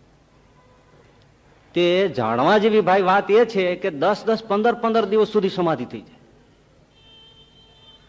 આજે ઘણા લોકો આવું સાંભળે ને ત્યારે એમ બહુ બુદ્ધિ જેને ઓવર ચડી ગઈ હોય ને એ શું કે સ્વામિનારાયણ ભગવાનનું આ બધું લખ્યું છે ને એ વખતનું એ બધું નીરું ગપ્પુ છે. ગપ્પુ નથી ભાઈ. તમને કોઈ એવો ભેટો નથી ને એટલે તમારી જાણમાં આવતું નથી. 10-10, 15-15 દિવસ સુધી સમાધિ કાષ્ટવત પડ્યા. હવે ગામડે ફરવાનું હોય. મુક્તાનંદ સ્વામીના મંડળમાં મહારાજે રાખેલા. મુક્તાનંદ સ્વામી એક ગામથી બીજે ગામ બધે ફરવા જાય. હવે આને સમાધિ થઈ જાય તો હવે જાવું ક્યાં? આમને લઈ કેવી રીતે જવા? પગે ચાલીને જવાનું હતું. વાહનની સગવડતા તો હતી નહીં. હવે એક ગામમાં 15 દી રોકાઈ રહેવું અને સમાધિ ઉતરે પાછા બીજે ગામ જાય ને વળી એકાદ ટાઈમ ભોજન કરે ન કરે પાછા સમાધિ થઈ જાય વળી બીજા 15 દી ત્યાં. બહુ મુશ્કેલી માંડી આવવા. માંડ વડતાલ પહોંચાડ્યા. ગોપાળાનંદ સ્વામી સમાધિનિષ્ઠ, બીજાને પણ સમાધિ કરાવી જાણે. મુક્તાનંદ સ્વામીએ કીધું સ્વામી આમને અહીંયા વડતાલમાં રાખો અથવા તો કાંઈક ઈલાજ કરો. તો કે શું છે? આવી રીતે થાય છે. લઈ જાય ને ગામડે હોય તો એ તો દર્શન કરતા મંદિરમાં કોઈ જગ્યાએ ભક્તને ત્યાં હોય ધૂન કીર્તન થતા હોય ને સમાધિસ્થ. હવે 15 દી સુધી 10 દી સુધી એનું કઈ ઠેકાણું નહીં. શું કરવું? સ્વામી કે એમ કરો આને સમાધિ ઘટાડવી છે. આ જે વૃત્તિ ફેલાઈ છે ને એના ઉપર બહુ સરસ મજાનો આ જાણવા જેવો પ્રસંગ છે. તમારે સમાધિ એની ઘટાડવી છે? તો કે સ્વામી એમ તો કેમ કહેવાય ઘટાડો? સુખી છે. સ્વામી કે પણ એ તો પોતાનું જ ખાલી સુખ લી એનો શું અર્થ? સત્સંગમાં કામ આવવું જોઈએ ને. તો સ્વામી તમારી મરજી. તો કે જો એક ઉપાય કરો, સમાધિમાંથી જાગે એટલે સારામાં સારું મજાનું બનાવીને જમાડો. એવું રસ મજાનો. હા સરસ મજાનો. શું બનાવશું કયો?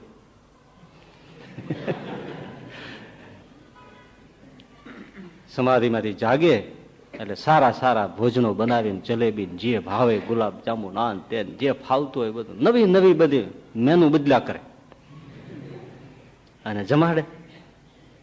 આ થાળ આવી રીતે સજાઈને એમને ભોજન કરાવડે ને એટલે એ સમજી ગયા કે આ મને કોઈ આવી રીતે, હું કોઈ સદગુરુ નથી અને આ મહારાજના બધા વર્તમાન છે, નિયમ છે, ને આવી રીતે મને કઈ જમાડવો એ ઠીક નથી. પણ સમજી ગયા કે આમાં મુક્તાનંદ સ્વામીની ઈચ્છા કે ગોપાલાનંદ સ્વામીની ઈચ્છા મારી સમાધિ ઓછી કરવાનું છે. અને વાતે સાચી, જો આવી રીતે હું બીજાને ભારૂપ થતો હોઉં તો એ પણ ઠીક નહીં. એટલે એમણે ભોજન સ્વીકારવા માંડ્યું.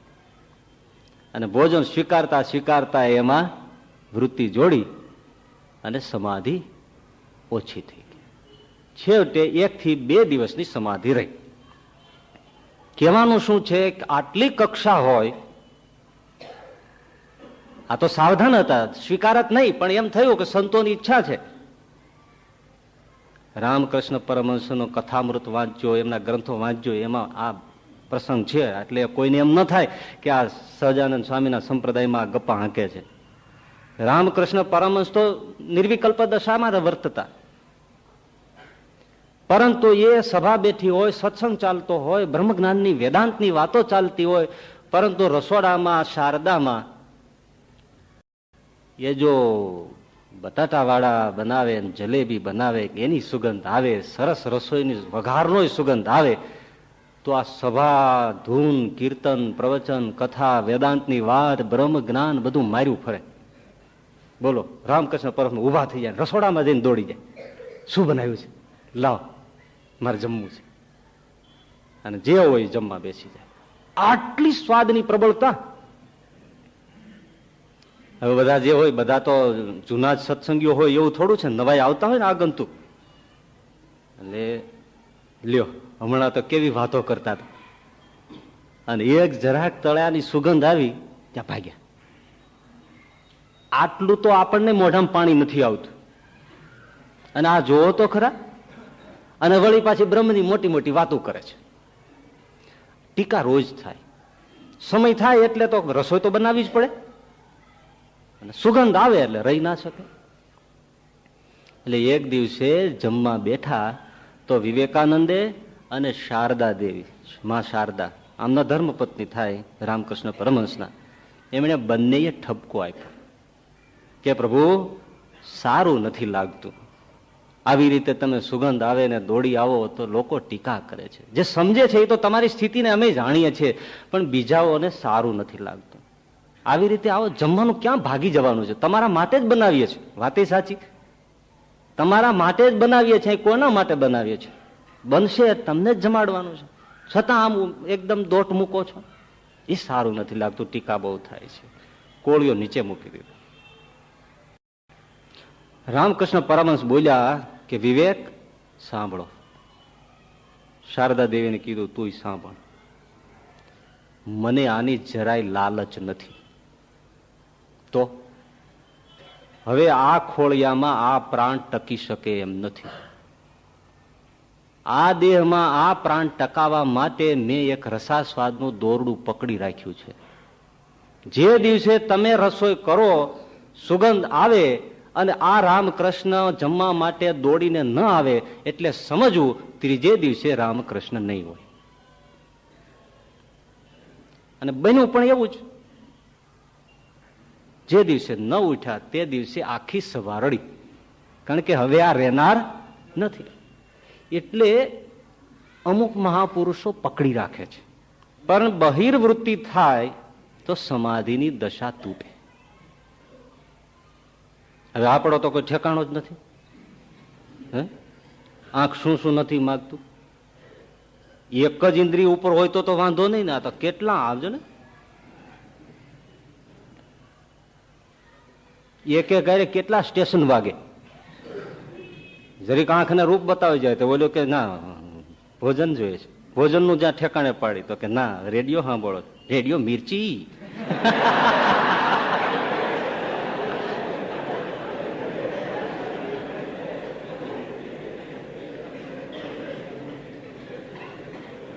રેડિયા બગડી જાય ને એ પછી બહુ માથાકૂટ કરે. એક હારે 2 સ્ટેશન વાગે, 3 સ્ટેશન વાગે. હવે આપણે કેટલા પકડાય છે એક હારે, જોવો ને કે હું ચકરડું ફરે છે. અને બગડી જાય ને બીજા 2 સ્ટેશન મિક્સ પકડવા માંડે ને પછી ભાઈ જો માથાકૂટ થાય એવી.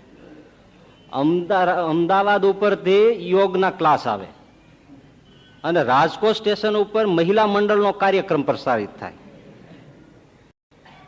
રેડિયો બગડેલો, એ પેલા ઘર જે બાઈ હતા ગૃહિણી, એને ખબર નહીં કે આ બગડી ગયો છે.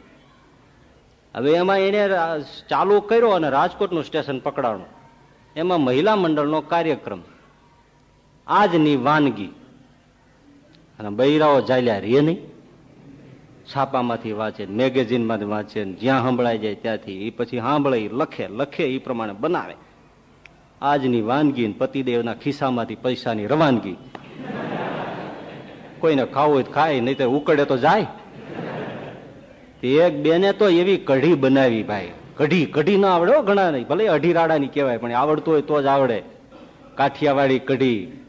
આવજો મારે ઘેર છો ગલાધારી, કઢી કરી છે કાઠિયાવાડી, મારે ઘેર આવજો.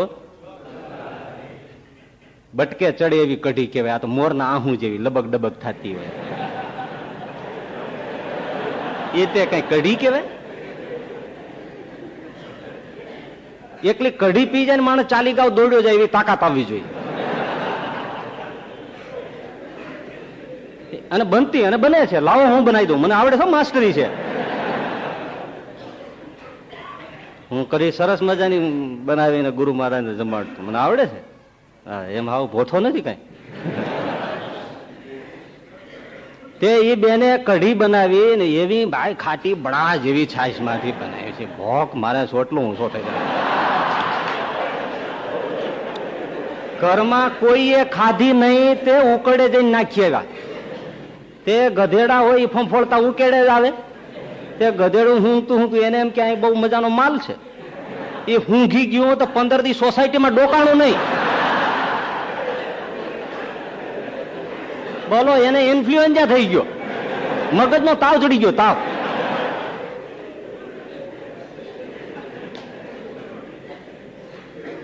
એટલે આ પેલું રેડિયો ચાલુ કર્યો અને મહિલા મંડળ પકડાણું રાજકોટ સ્ટેશનનું. આજની વાનગી, ત્યાં તો કાગળ પેન લઈને બેસી ગયા.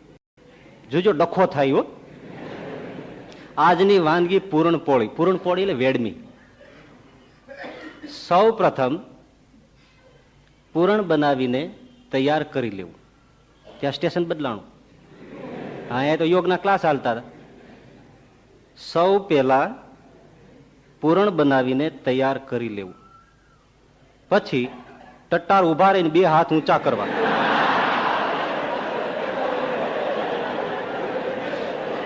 પાછું સ્ટેશન બદલાણું. ઘઉંના લોટની નાની નાની રોટલી વણીને તૈયાર કરી, એમાં પૂરણ મૂકી એને સરા બરાબરનું બનાવી અને એને રોટલીને વણી લેવી. અને પછી બંને હાથને ધરતી ઉપર ટેકવી, નાકને ગોઠણ સ્પર્શ કરાવવાનો પ્રયાસ કરો.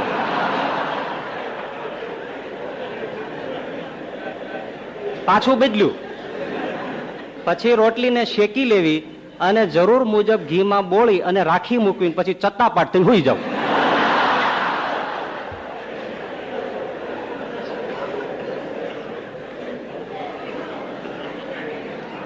બગડેલા રેડિયા.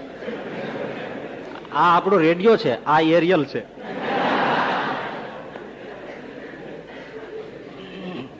અને આ બધા સ્ટેશન જુદા જુદા પકડાય છે, એટલે આવો ડખો થાય છે.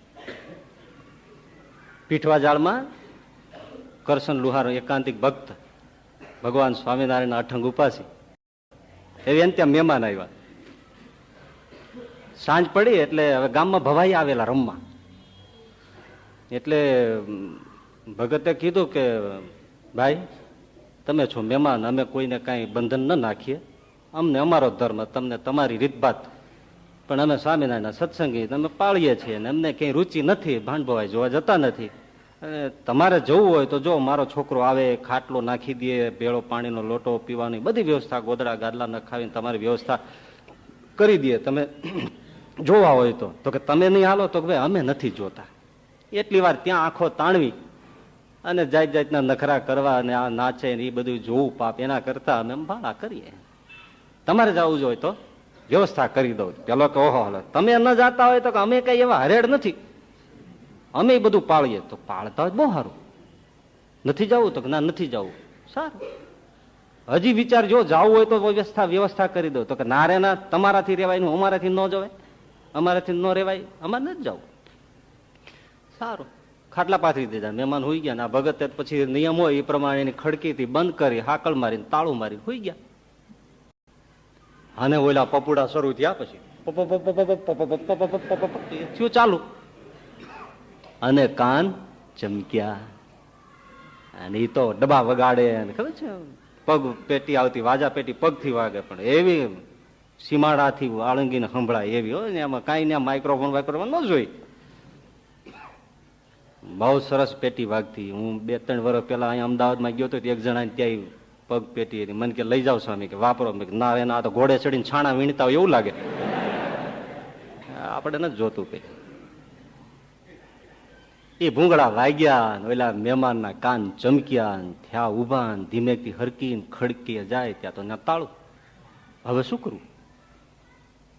વંડીએ ચડ્યા, અને વંડીએ ચડીને ઓલી બાજુ વફાકો માર્યો. એ વાગ્યું છે, છોલાણું હોય, પણ એ વાય ગયા મહેમાન ભવાયા જોવા. હવે આવું થયું પછી પાછું આવે? બારોબાર મહેમાન ઘર ભેગા. સવારે ભગત ઉઠ્યા ત્યાં ખાટલો ખાલી. એટલે અંદરથી ઉગે એને કોણ ફૂગે? આ નહીં માથા વાળ રંગે ધોળા થઈ જાય ને પછી કાળા ગોદરેજ છાપ લગાડે, પછી પીછ્યું લઈ લઈને મંડી પડે. પણ ઓલું અંદરથી ધોળું ઉગે, ઉપરથી કાળું, એટલે પછી દાંડારામ મોટું થાય ને એટલે કાબર જીતરું દેખાય. પછી આમ એમ અંદરથી વૃત્તિઓ શમન ન થઈ હોય તો ધ્યાન કેમ થાય? વૃત્તિ જોડાય કેમ? સેજ બેસીએ તો પુત્રમાં, ધનમાં, પત્નીમાં, માનમાં, પ્રતિષ્ઠામાં, સ્વાદમાં, અરે નાના નાના વસ્ત્રોની પહેરણ ઓઢણમાં, સારા સારા મકાનોમાં, સારા સારા પદાર્થોમાં અનંતની ચાહના ચિત્તમાં પડી છે. તો એ ચિત્તવૃત્તિ ક્યાંથી સ્થિર થાય? એટલા માટે શું જરૂર પડે નિર્વાસનિક થવા માટે? વૈરાગ્ય. બધેથી વૃત્તિ કોરી કરવા માટે વૈરાગ્ય થાય તો જ ચિત્તવૃત્તિ ભગવાનમાં જોડાય. તો વૈરાગ્ય માટે આત્મનિષ્ઠા અને ભગવાનના મહાત્મ્યનું જ્ઞાન જ જોઈએ, જે આ પ્રારંભમાં મહારાજે પૂર્ણકામપણા માટે પણ કહ્યું છે. અને સારંગપુરના પહેલા વચનામૃતમાં જિજ્ઞાસુ હોય તો વાંચી લેવું. આત્મનિષ્ઠાથી શું થાય કે હું કોણ છું એનું ભાન થાય. એટલે દેહમાંથી પછી એ છૂટો પડે, ભોગથી છૂટો પડે, ઇન્દ્રિયોથી છૂટો પડે, કે ભાઈ મારું સ્વરૂપ આને સુખે કરીને સુખ્યો થાવ એવું નથી. ભગવાનનું મહાત્મ્ય સમજાય ત્યારે એને ખ્યાલ આવે કે ઓહો ભગવાનના સ્વરૂપમાં કેવું સુખ ભર્યું છે.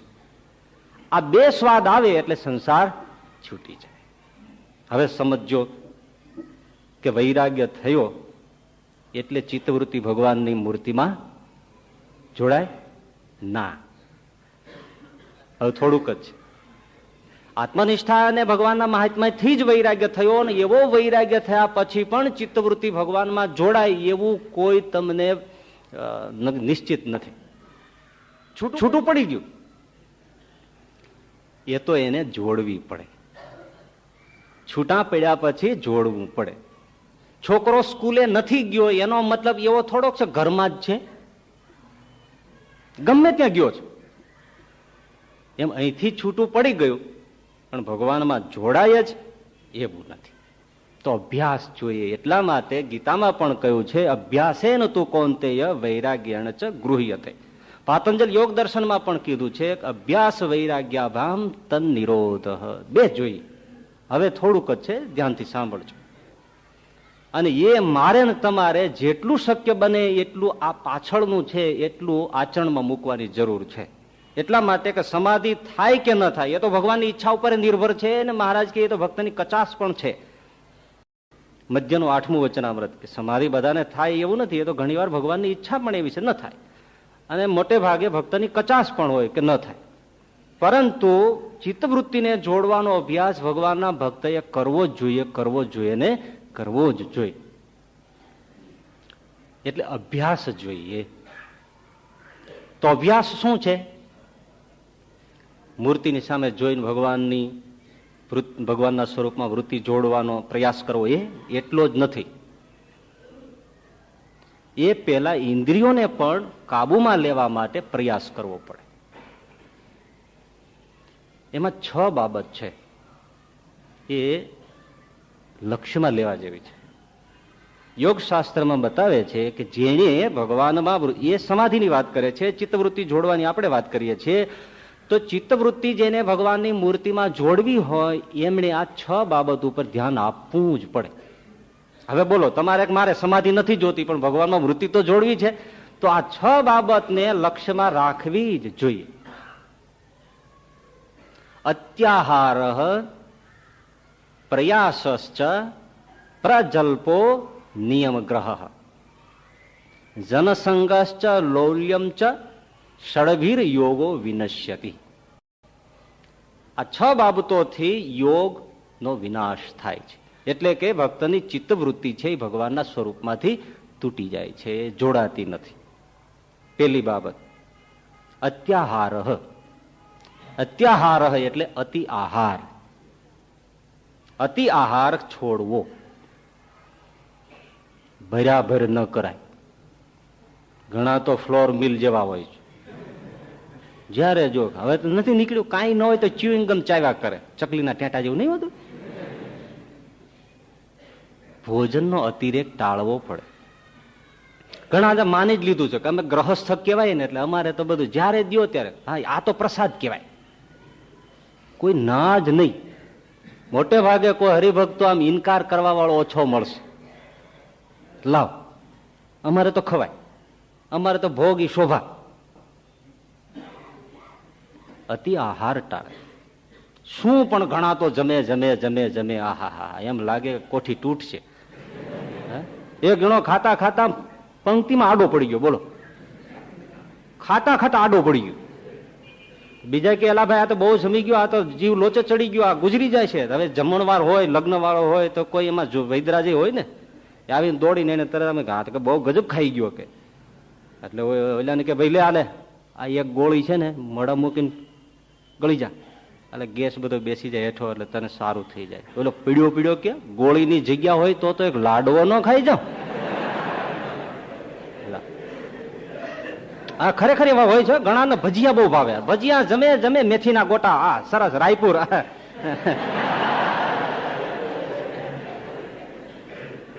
એટલા જમે ગળા સુધી આંગળી નાખો તો ભજીયું નીકળે. બોલો, અતિ આહાર. અને રસાસ્વાદ જેવી કોઈ બુરી ચીજ નથી. તમે ગમે તેટલું ધ્યાનમાં બેઠા હો અને રસાસ્વાદની લોલુપતા હોય, અને ભલે આપણે રામકૃષ્ણ પરમહંસની વાત કરી પણ સુગંધ આવે. હું જોઉં ને આ બધી રેકડીઓમાં જે બને છે ને, તો ઘણા છોકરા અગાશી મેં કે શું કરો? અરે પામ જોત ખરા, હું મજાનું શાક વઘાર્યું છે કઈ. હા આવું હોય ઊંઘી જોજો, બહુ સરસ. વૃત્તિ સ્થિર ન રહે. રસાસ્વાદ છે એ ઇન્દ્રિયોને બહેકાવે. એટલે ભોજનની માત્રા ઘટાડવી પડે. એક, અતિ આહાર છોડવો પડે. બીજું, પ્રયાસ એટલે અતિ પ્રવૃત્તિ છોડવી પડે. અતિ પ્રવૃત્તિ, રાત અને દી ઉઠો નથી, ખૂતો નથી, બસ પ્રવૃત્તિ પ્રવૃત્તિ.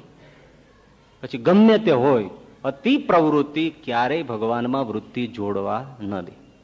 ચક્કર ચડી જાય, કુંભારના ચાકડો જેમ ચડી ગયો હોય, પછી એના ઉપર તમે મુઠ્ઠી જુવારના દાણા નાખો તો દાણા ઉડી જાય. જેમ ઘંટી ફેરવતા એના ઉપર દાણા પડી જાય, એ દાણા ફેંકાઈ જાય. એમ અતિ પ્રવૃત્તિના વેગ ચડે. ગુણાતીતાનંદ સ્વામી બધા પ્રવૃત્તિ તો કરતા, મહારાજ પણ કરાવતા, આપણા ગુરુ મહારાજ પ્રવૃત્તિ કરાવતા, પણ એમાં વિરામ આવે, ઇન્ટરવેલ પડે. ગુણાતીતાનંદ સ્વામી તો એવી રીતે પ્રવૃત્તિ કરાવતા, ગાયો ભેંસો જુનાગઢ મંદિરમાં 100-150 ગાયો ભેંસોનું રહેતું પશુધન. પાર્ષદો ભક્તો સંતો સાથે ક્યારેક પછી ઓલા વીડીઓ રાખી હોય, વીડી ઘાસની વીડી, એ વડાવીને પછી એના ખડકી રાખે સૂકવીને, એટલે પશુઓને ચોમાસામાં બધે કામ લાગે. એ વઢાવવા માટે ગુણાતીતાનંદ સ્વામી બધા સંતો હારે જતા. પણ આમ દાંતડા લઈને બધા બેસે અને ગુણાતીતાનંદ સ્વામી હોય એ વાતું કરતા. પણ એમ કરતા કરતા અમુક વઢાઈ રહ્યા એટલે સ્વામી તાળી વગાડે. એક જણો બાજુમાં હોય, એ તાળી વગાડે એટલે બધા દાંતડા મૂકી દે અને આમ ફરી જાય.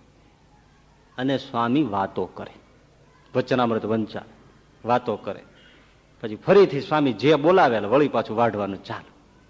એ બધા સમજતા હતા કે અતિ પ્રવૃત્તિમાં ક્યારેય ભગવાન ભજાય. એટલે તમે ગ્રહસ્થ હો, એક ફેક્ટરી, બીજી ફેક્ટરી, ત્રીજી ફેક્ટરી, હનુમાનજીના પૂંછડાની જેમ લાંબુ કરે જ જાય. તો પછી એ ભાઈ ક્યારેય માળા કરવા કે માનસી પૂજા કરવા કે એ નવરો ન પડે. પછી આપણે કહીએ ને તો કે શું કરીએ સ્વામીજી, વ્યવહાર છે, હવે અમે નહીં કરીએ તો કોણ કરશે, અમારે તમારે જેવું થોડું છે, બાવા થઈ ગયા એટલે તમે બધા બોલી શકો. હવે અમારે તો આ પછી છે, હમણાં મારો હાળો આવ્યો છે એને ગોઠવી દેવો પડશે, હમણાં ભાણિયો આવ્યો છે એને ગોઠવી દેવું પડશે, હમણાં કાકા છોકરાનો છોકરો એનો છોકરો આવ્યો છે એને ગોઠવું. હવે ભાઈ તું એ બધું ગોઠવવામાં તું ઉપર ગોઠવાઈ જઈશ. અને આ ક્યાં કોઈ જસ આપે છે? ગમે તેટલું કરો તો કરવું જ જોઈએ, માનવતાની રૂએ બધું કરવું જોઈએ, પણ તૂટીને ન કરાય. નેકટાઈ તમે પહેરો છો, ઘણા લોકો પહેરાય, લાગે આમ હેન્ડસમ લાગે, નેકટાઈ પહેરાય. હા, મારે નહીં, તમને વાત કરું છું. પણ એવી રીતે પહેરાય કે ગળે ટૂંપો ન આવે. પહેરવાની ક્યાં મના છે, પણ તમે આમ ખેંચી નાખો,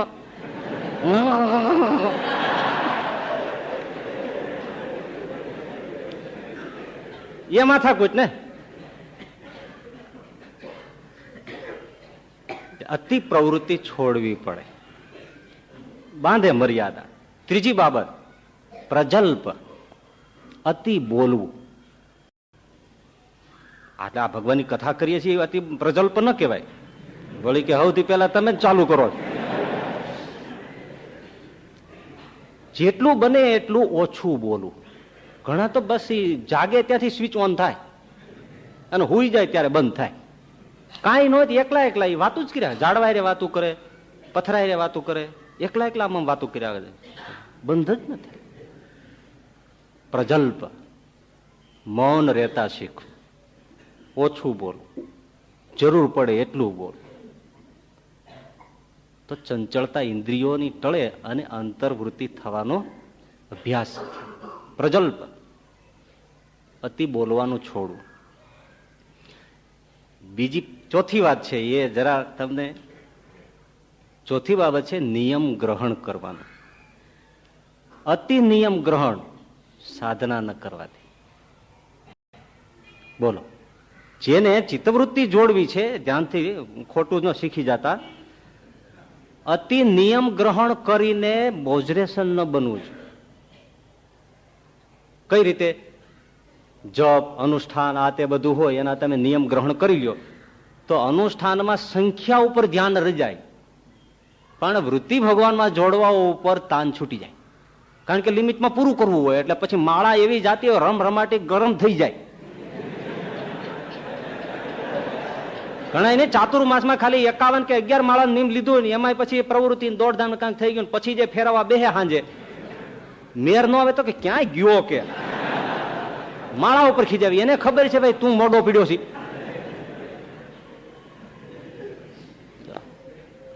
અમારે એક બાપાને મેં નજરે જોયેલા હો, અહીંયા સાધુ આશ્રમના થાંભલે બેઠેલા, બે હાથે માળા, બે હાથે. હું તો ચક્કરમ થઈ ગયો. મેં કીધું હું બાપા શું કરો? મને કે પણ શું કરવું તે? મેં કીધું કા આ ચાતુર્માસ નું નિયમ જાજુ લેવાઈ ગયું છે, પૂરું નથી થતું. એટલે સંખ્યા ઉપર વૃત્તિ જાય, વૃત્તિ કોઈ દી સ્થિર ન થાય. મૂર્તિમાં જેને વૃત્તિને સ્થિર કરવી છે એને સંખ્યા ઉપર ધ્યાન ન અપાય, ગણતરી ઉપર ધ્યાન ન અપાય. એવી જ રીતે દરેક નિયમો એવા જડબે સલાક ચોંટાડી દે કે જે સાધનામાં અવરોધ કરે. માની લો કે મૌન, હવે લઈ જ લીધું કે નહીં બોલવું એટલે નહીં જ બોલવું, અને એવા પ્રસંગો બને તો એનું મૌન છે એને ટેન્શનમાં મૂકે. મૌન એ છે જરૂરનું બોલવું, બિનજરૂરી ન બોલવું, એના જેવું કોઈ મૌનની મોટી વ્યાખ્યા નથી. પણ એ મૌન કઈ ખાલી વાણીનું નહીં, સાચું મૌન તો વિચારોનું મૌન છે, કે જ્યાં માણસ અંદરથી વિચારોનું મૌન થઈ જાય. નિયમ ગ્રહણ. પાંચમું, જનસંગ, જનસંપર્ક, લોક સંપર્ક. અતિ જનસંપર્ક, સગા સંબંધીઓ ખૂટે જ નહીં. એ ભગવાન ભજવા દે? કેમ છો ને ક્યાં ગયા તા ને ભાઈ જ્યાં હોય નિરાત જ નહીં. બોલો, અને એની આખી હિસ્ટ્રી સંભળાવે.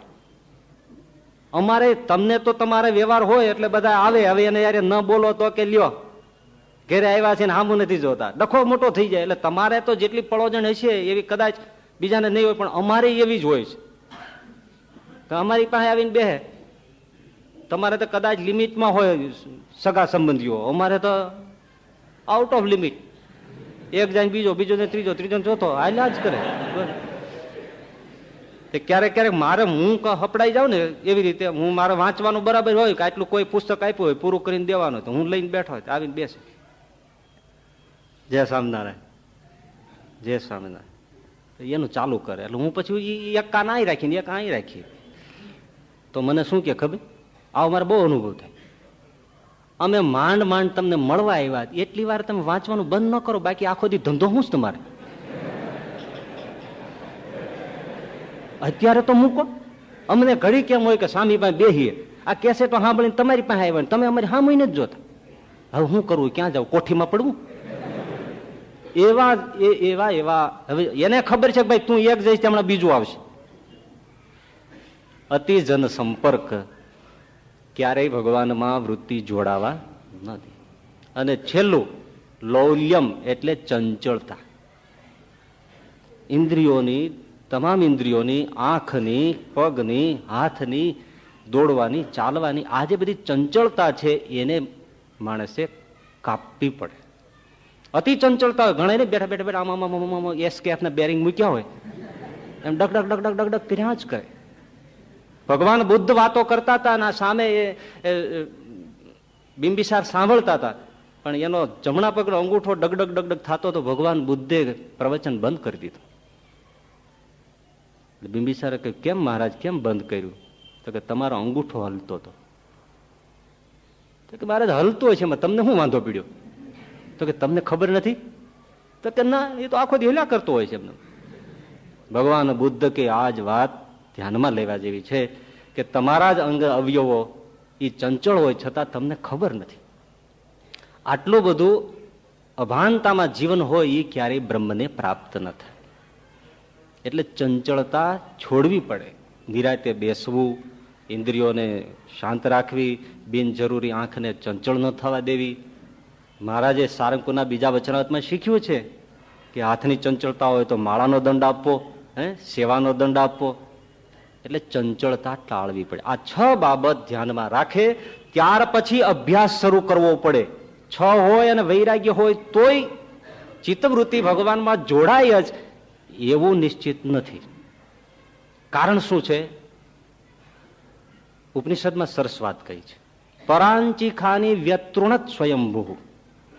ઇન્દ્રિયો સ્વયંભૂ રીતે સ્વયંભૂ સ્રષ્ટાએ એવી રીતે ઇન્દ્રિયોનું સર્જન કર્યું છે કે જે બહારની તરફ જ ખુલે છે અને જગત પદાર્થોને, પરાંગ પદાર્થોને જ જુએ છે, સ્વને જોતી નથી. આંખ કોને જુએ? તમને જોવે, બહાર જોવે, પદાર્થ જોવે, પણ પોતે પોતાને જુએ નહીં. દરેક ઇન્દ્રિયો બહાર ખુલે છે. આ દરવાજા, ખિડકીઓ એવી છે કે બહાર ખુલે છે, એટલે બહાર જ ભટકે. અને બહાર ભટકવાનો સ્વયં સ્વભાવ છે, જન્મજાત સ્વભાવ છે. હવે એને ઘરમાં વાળવી એ અભ્યાસ વગર થાય નહીં. તમે જોયું, જે બૈરાઓ ભણ્યા ગણ્યા, ટીકા નથી પણ આ દાખલા માટે કહું છું, અને નોકરીએ જતા થયા, એને ઘરમાં રહેવું ગમે નહીં. જે બહેનો નોકરીએ જતા થઈ ગયા અને બહાર ફરતા થઈ ગયા, એને પછી ઘરમાં રહેવું અને ઘરકામ કરવું ફાવે નહીં. કારણ કે બહાર ભટકતા શીખી ગયા અને બહારનું ફાવી ગયું, હરવું ફરવું આ તે બધું, એટલે ભાઈ એને ઘરમાં ગમે નહીં. એમ આ ઇન્દ્રિયો છે એ એવી છે, બહાર ફરતી થઈ ગઈ એટલે એને ઘરમાં રહેવું ગમે નહીં.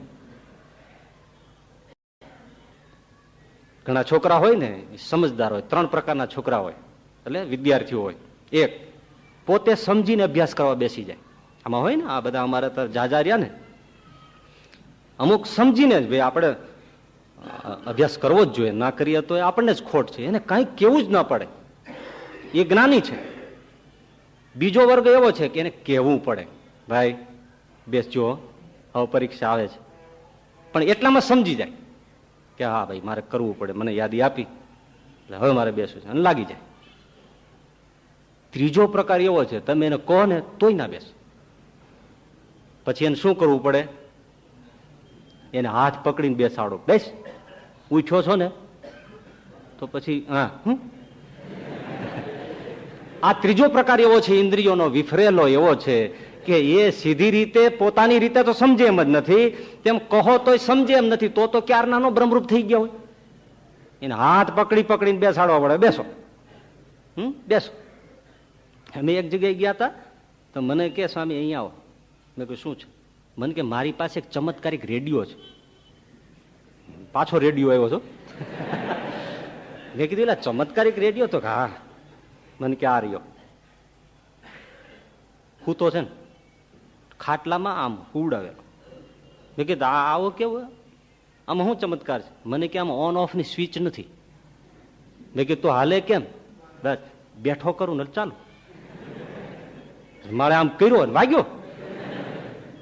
મેં કીધું બંધ કરવું હોય તે ખુડાઈ દઉં. ખુઈ ગયો જોઈ. ચમત્કારિક રેડિયો છે. બેઠો કરો એટલે વાગે, ખુડાઈ દો હુઈ જાય. મને કે પણ ઓલો સ્ટેશન મેળો ચકડું નથી હો. એ છોકરા આળવિતરા ખોઈ નાખે, રેવા દેતા છે અમારા ગ્રહજના. મેં કીધું તો સ્ટેશન કેમ મેળો? મને કે આ બાજુ થાપાટ મારું તો અમદાવાદ વાગે, અહીંથી થપાટ મારું તો રાજકોટ પકડે, પાછળથી ધૂંબો મારું વિવિધ ભારતી પકડે, ને આગળથી ધૂંબો મારું તો બોમ્બે પકડે. મને કે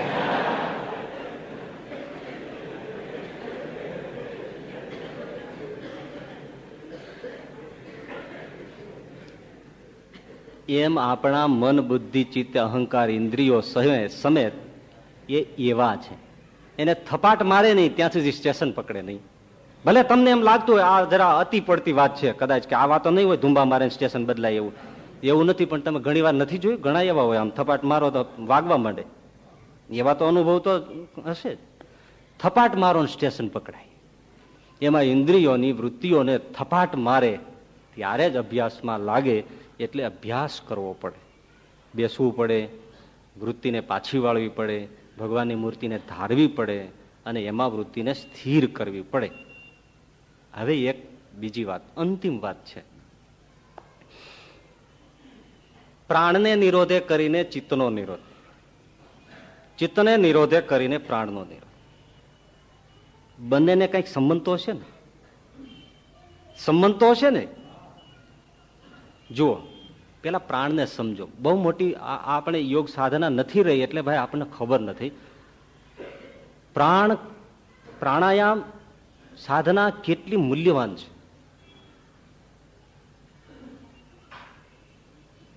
આપણે જે શ્વાસ લઈએ છીએ ને,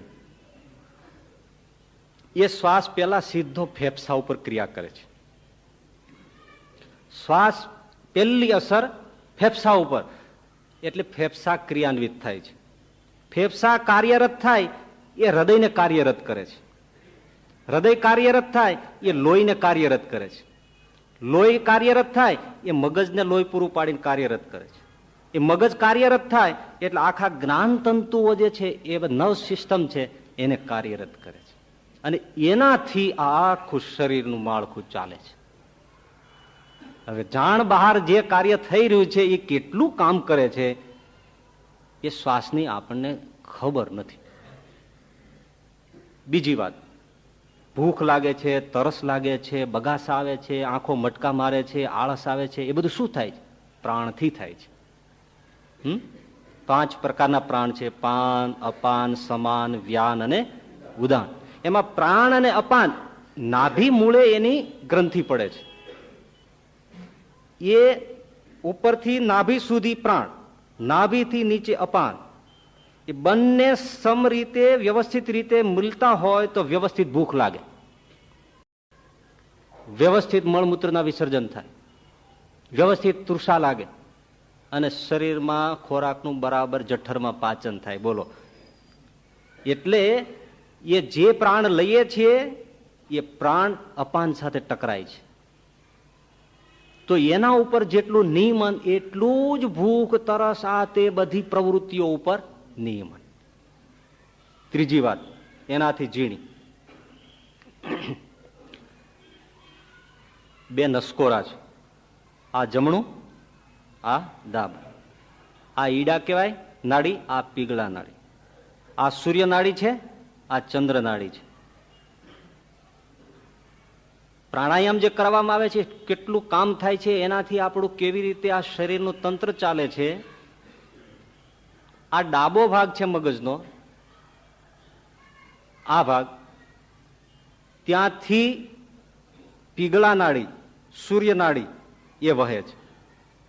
અહીંથી નીકળી અહીંયા ક્રોસ થઈ જાય છે. તમે આઠડો છે ને, આઠડો અંગ્રેજી બરાબર એમ એ કલ્પના કરજો. અહીંથી સૂર્ય નાડીનો પ્રવાસ શરૂ થઈને અહીંથી ક્રોસ કરી કરોડરજ્જુ જે છે એને આંટી મારી આમ થઈ અહીંયા થઈ અહીંયા આવે. ડાબે થઈ આંટો મારી આઠડો બનાવી પાછી અહીંયા આવે. આ નાડી ઈડા નાડી અહીંથી પ્રવાહિત થઈ આમ જઈ કરોડરજ્જુના મૂળમાં મૂલાધાર ચક્રને આંટો મારી ત્યાંથી આવી આઠડો મારી અહીંયા. અને એ જે ઉર્જા નાડીઓનો પ્રવાહ વહે છે એ ષટ ચક્રોને અસર કરે છે. અને 6 ચક્રો છે એમાં કોઈ ભાવનાનું કેન્દ્ર છે, કોઈ ઈચ્છાનું કેન્દ્ર છે, કોઈ તૃષ્ણાનું કેન્દ્ર છે, કોઈ પ્રેમનું કેન્દ્ર છે, એને કાર્યાન્વિત કરે છે. એટલે એ નાડી પ્રવાહો ઉપર જો નિયંત્રણ હોય તો ભાવના, ઈચ્છા, વાસના બધા ઉપર કંટ્રોલ આવે. નહીતર એનાથી આખું શરીર અને આપણું જીવન એ ઈચ્છાઓ, વાસનાઓ અને જે સ્ટ્રગલ છે એનાથી ચાલે છે. એટલે અનિયંત્રિત છે. એટલે જે પ્રાણની સાધના કરે છે, પ્રાણાયામની સાધના કરે છે, એને તમામ આ જે વૃત્તિઓ છે એના ઉપર કાબુ આવે છે અને શમન થાય છે. વાસનાઓ, ઈચ્છાઓ, ચિત્તનું શમન કરો અથવા પ્રાણનું શમન કરો. પ્રાણ સ્પંદિત થાય એટલે ચિત્ત સ્પંદિત થવા માંડે. ચિત્ત જો સ્પંદિત થાય તો પ્રાણ સ્પંદિત થવા માંડે. સાદી રીતે તમને કહું કે તમે ખૂબ દોડ્યા હો ત્યારે શ્વાસ ઝડપી હોય કે ધીમો? ઝડપી. ત્યારે વિચારોનો ફ્લો પણ ઝડપી હોય. શ્વાસ વધ્યો એટલે ચિત્ત પણ બેકાબુ. રાત્રે સુઈ જાઓ, શ્વાસ ધીમો, ચિત્ત સુષુપ્ત. પ્રાણ ઉપર અસર થઈ, દોડ્યા, પ્રાણને દોડાયો, ચિત્ત દોડવા માંડ્યું. તમે 2 ગાઉ દોડીને ધ્યાન કરી શકો?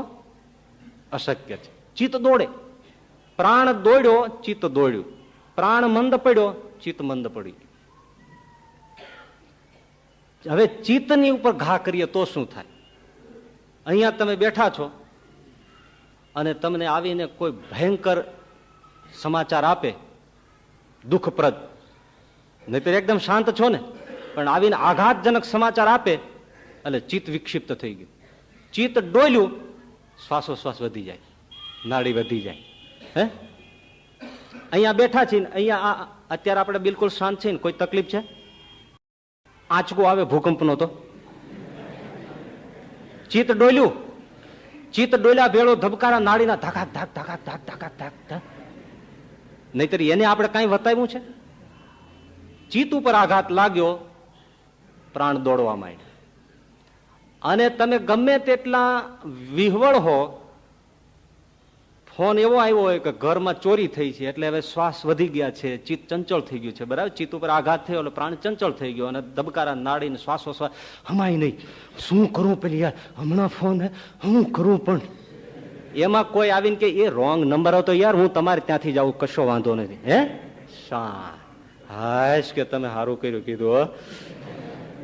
ચિત્ત શાંત થયું, શ્વાસ શાંત થયો. એટલા માટે સીધો સાદો રસ્તો ભલે આપણે સીધું ચિત્તને જોડીએ, એ માટે પણ સાદી વસ્તુ જે દેખાય છે એના ઉપર થોડો અભ્યાસ જરૂરી છે. કે જો ચિત્ત આમ શાંત થતું હોય તો પ્રાણાયામની સાધના આવશ્યક છે. શું કરવું જોઈએ? થોડુંક અમુક વસ્તુ કઈ પૂરું કરી દો. એક, સવારનો સમય હોય, રાત્રિનો સમય હોય, મનમાં સાત્વિક ભાવના હોય, બરાબર? તો આવી રીતે આસન વાળીને ટટાર થોડા બેસીને સૌ પ્રથમ ભગવાનમાં, મૂર્તિમાં વૃત્તિ જોડતા પેલા ઓમકારનો નાદ કરવો. 3 વાર, 4 વાર, 5 વાર. ઓમ ઓમ ઓમ એમ નહીં, દીર્ઘ ઓમ, પણ આંખો બંધ કરીને. હું અહીં કઈ તમને ઇન્ટ્રો નથી કરાવતો એટલે, પણ એ આવી રીતે આમ બેસી જે રીતે ફાવે તે રીતે અને ઓમકારનો દીર્ઘ નાદ કરવો અને પાછો દીર્ઘ શ્વાસ ભરવો. એવી રીતે 4-5 જે અનુકૂળતા હોય તે રીતે ઓમકાર કરવા ફાયદામંદ છે. પણ એમાં 2 પ્રકારની ભાવના કરી શકાય છે. એક, ઓમકારના ગુંજન સાથે હળવું થવા માટે, ચિત્તવૃત્તિને એકદમ બિલકુલ ફોલી ફોફલી કરવા માટે ઓમકારનો નાદ જે ઉઠે છે, આપણે ગાઈએ છીએ, ગુંજીએ છીએ, એને દૂર દૂર દૂર દૂર ક્ષિતિજમાં ફેલાઈ ગયો છે અને હું એને સાંભળું છું એવી ભાવના કરવા. એટલે આખું બોડી, મગજ એકદમ રિલેક્સેશન થઈ જાય, એકદમ હળવું થઈ જાય. તમે અભ્યાસ કરજો, એકદમ તરત લૂઝ થવા મળશે. દૂર દૂર દૂર દૂર અવાજ સાંભળે છે. મગજ ઉપર જે ટેન્શનના પડ લાગ્યા હોય છે એ એકદમ હળવા થઈ જાય, વિખરાઈ જાય. એવી રીતે થાય. બીજો, એમાં એવી પણ ભાવના કરી શકાય કે ઓમકારના નાદ સાથે મારું અસ્તિત્વ જે છે, સ્થૂળ સૂક્ષ્મ શરીર સમેત, એ અણુ અણુ થઈ અને વિખરાઈ જાય છે. પૂરા બ્રહ્માંડમાં ઝીણું ઝીણું ઝીણું ઝીણું થઈને હું મટી જાઉં છું. અને આખું જે આ બ્રહ્માંડ છે, આખું જે મને ગગન ગોખ દેખાય છે, એ સંપૂર્ણ મારું સ્વરૂપ છે. આવો ભાવ લાવે એટલે તન મન હળવા થઈ છે.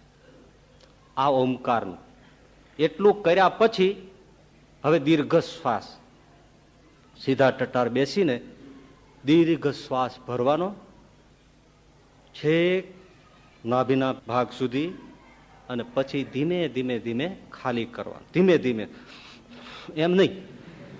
સાધનાઓ ઘણી છે, પ્રાણાયામની ઘણી સાધના છે ભાઈ. દીર્ઘ શ્વાસ કેમ લેવાય એની પણ ઘણી સાધનાઓ છે, પણ એ સાધનાઓ આપણે નથી જોડાવાનું. આ ચિત્ત શાંત કરવાની સાધના બેસીને, ઘણા હું પેલા કંઈક પગ ઊંચા રાખીને દીર્ઘ શ્વાસની બધી કરાવતા હોય છે, એ આમાં નથી લાગુ કરવાની. બેસવાનું. તમે ન બેસી શકતા સૂતા સૂતા પણ આ 2 વસ્તુ થઈ શકે છે, ઓમકારના નાદરી અને દીર્ઘ શ્વાસની. એટલે દીર્ઘ શ્વાસ લઈએ અને દીર્ઘ રીતે છોડીએ, એમાં ભાવના કરી શકાય. શ્વાસ છૂટે ત્યારે એવી ભાવના કરવાની કે મારી અંદરથી મલિનતા, અપવિત્રતા, દુરાચાર, દુર્ગુણો બધા નીકળીને બહાર જાય છે. ફરીથી શ્વાસ લે ત્યારે પવિત્રતા, મંગલતા, સદગુણો, શુભ વિચારો એ મારામાં ગ્રહણ થઈ રહ્યા છે. આવી ભાવના લાવે. આ એક. એના માટે બીજો પણ રસ્તો છે દીર્ઘ શ્વાસ સાથે. જો ગધાને ફાવટ આવે એવું નથી કહેતો, એટલે આ 2માં બબે બતાવી, યાદ હોય તો યાદ રાખજો. 2માં મેં બબે તમને વિધિ બતાવી છે. એમાં એક આ દીર્ઘ શ્વાસમાં દુર્ગુણો અને સદગુણોની નિકાલ અને સ્વીકાર, પણ એની સાથે બીજી વાત, એ ન ફાવે અથવા તો બંને કરી શકાય. 2માં બબે કરવામાં આમાં કોઈ તકલીફ નથી. શ્વાસ મૂકીએ તો આ શ્વાસ અહીંથી શરૂ થયો, આમ જાય એટલે આવી રીતે કલ્પના કરે, અને કલ્પના એટલે શ્વાસ જાય જ છે. જેટલો ખાલી કરવા માટે પેડુને અંદર ખેંચવાનું, એટલે બધું જ ખાલી થઈ જાય. ખાલી થયો પણ શ્વાસ ગયો, એ ગયો તો જેટલે સુધી આમ જાય એના કેન્દ્ર ઉપર મહારાજની મૂર્તિ મૂકવાની. મૂર્તિ ત્યાં જ છે. પછી ખેંચો શ્વાસ, અંદર લ્યો એટલે મૂર્તિ પાછી અંદર આવે. અંદર મસ્તકના રંધ્રમાં થઈ હૃદયાકાશમાં ઊંડી ઉતરતી છેક અપાન પાનની ગાંઠ પડે છે નાભી મૂલે, ત્યાં મૂર્તિ સ્થિર થઈ જાય.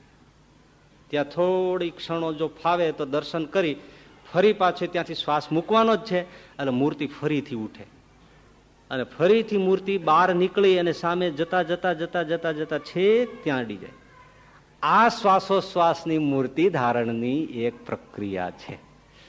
એમ કરવાથી ચિત્ત શાંત થાય, ચિત્ત હળવું થાય, વૃત્તિઓ શમન થાય અને ભગવાનની મૂર્તિમાં વૃત્તિ જોડાય. તો આ પ્રકારે ભગવાનની મૂર્તિમાં જોડાવું, અને જોડાય તો આપોઆપ અષ્ટાંગ યોગ સિદ્ધ થાય છે. ભક્તિ માર્ગનો આ એક સરળ માર્ગ છે. એનો મહિમા, એના વિધિ વિધાનો, રાખવી જોઈતી અમુક બાબતો અને કરવો જોઈતો અભ્યાસ, એનું આપણે આ વચનામૃતમાંથી જીવનને ઉપયોગી થાય એવી વિચારણા કરી છે. અને એ રીતે વિચારણાની સાથે વિચારીને યાદ રાખવા જેવી ને કરવા જેવી બાબત છે એવી અપેક્ષા સાથે આ 25મું વચનામૃત આપણે પૂર્ણ કરીએ છીએ. સહજાનંદ સ્વામી મહારાજ.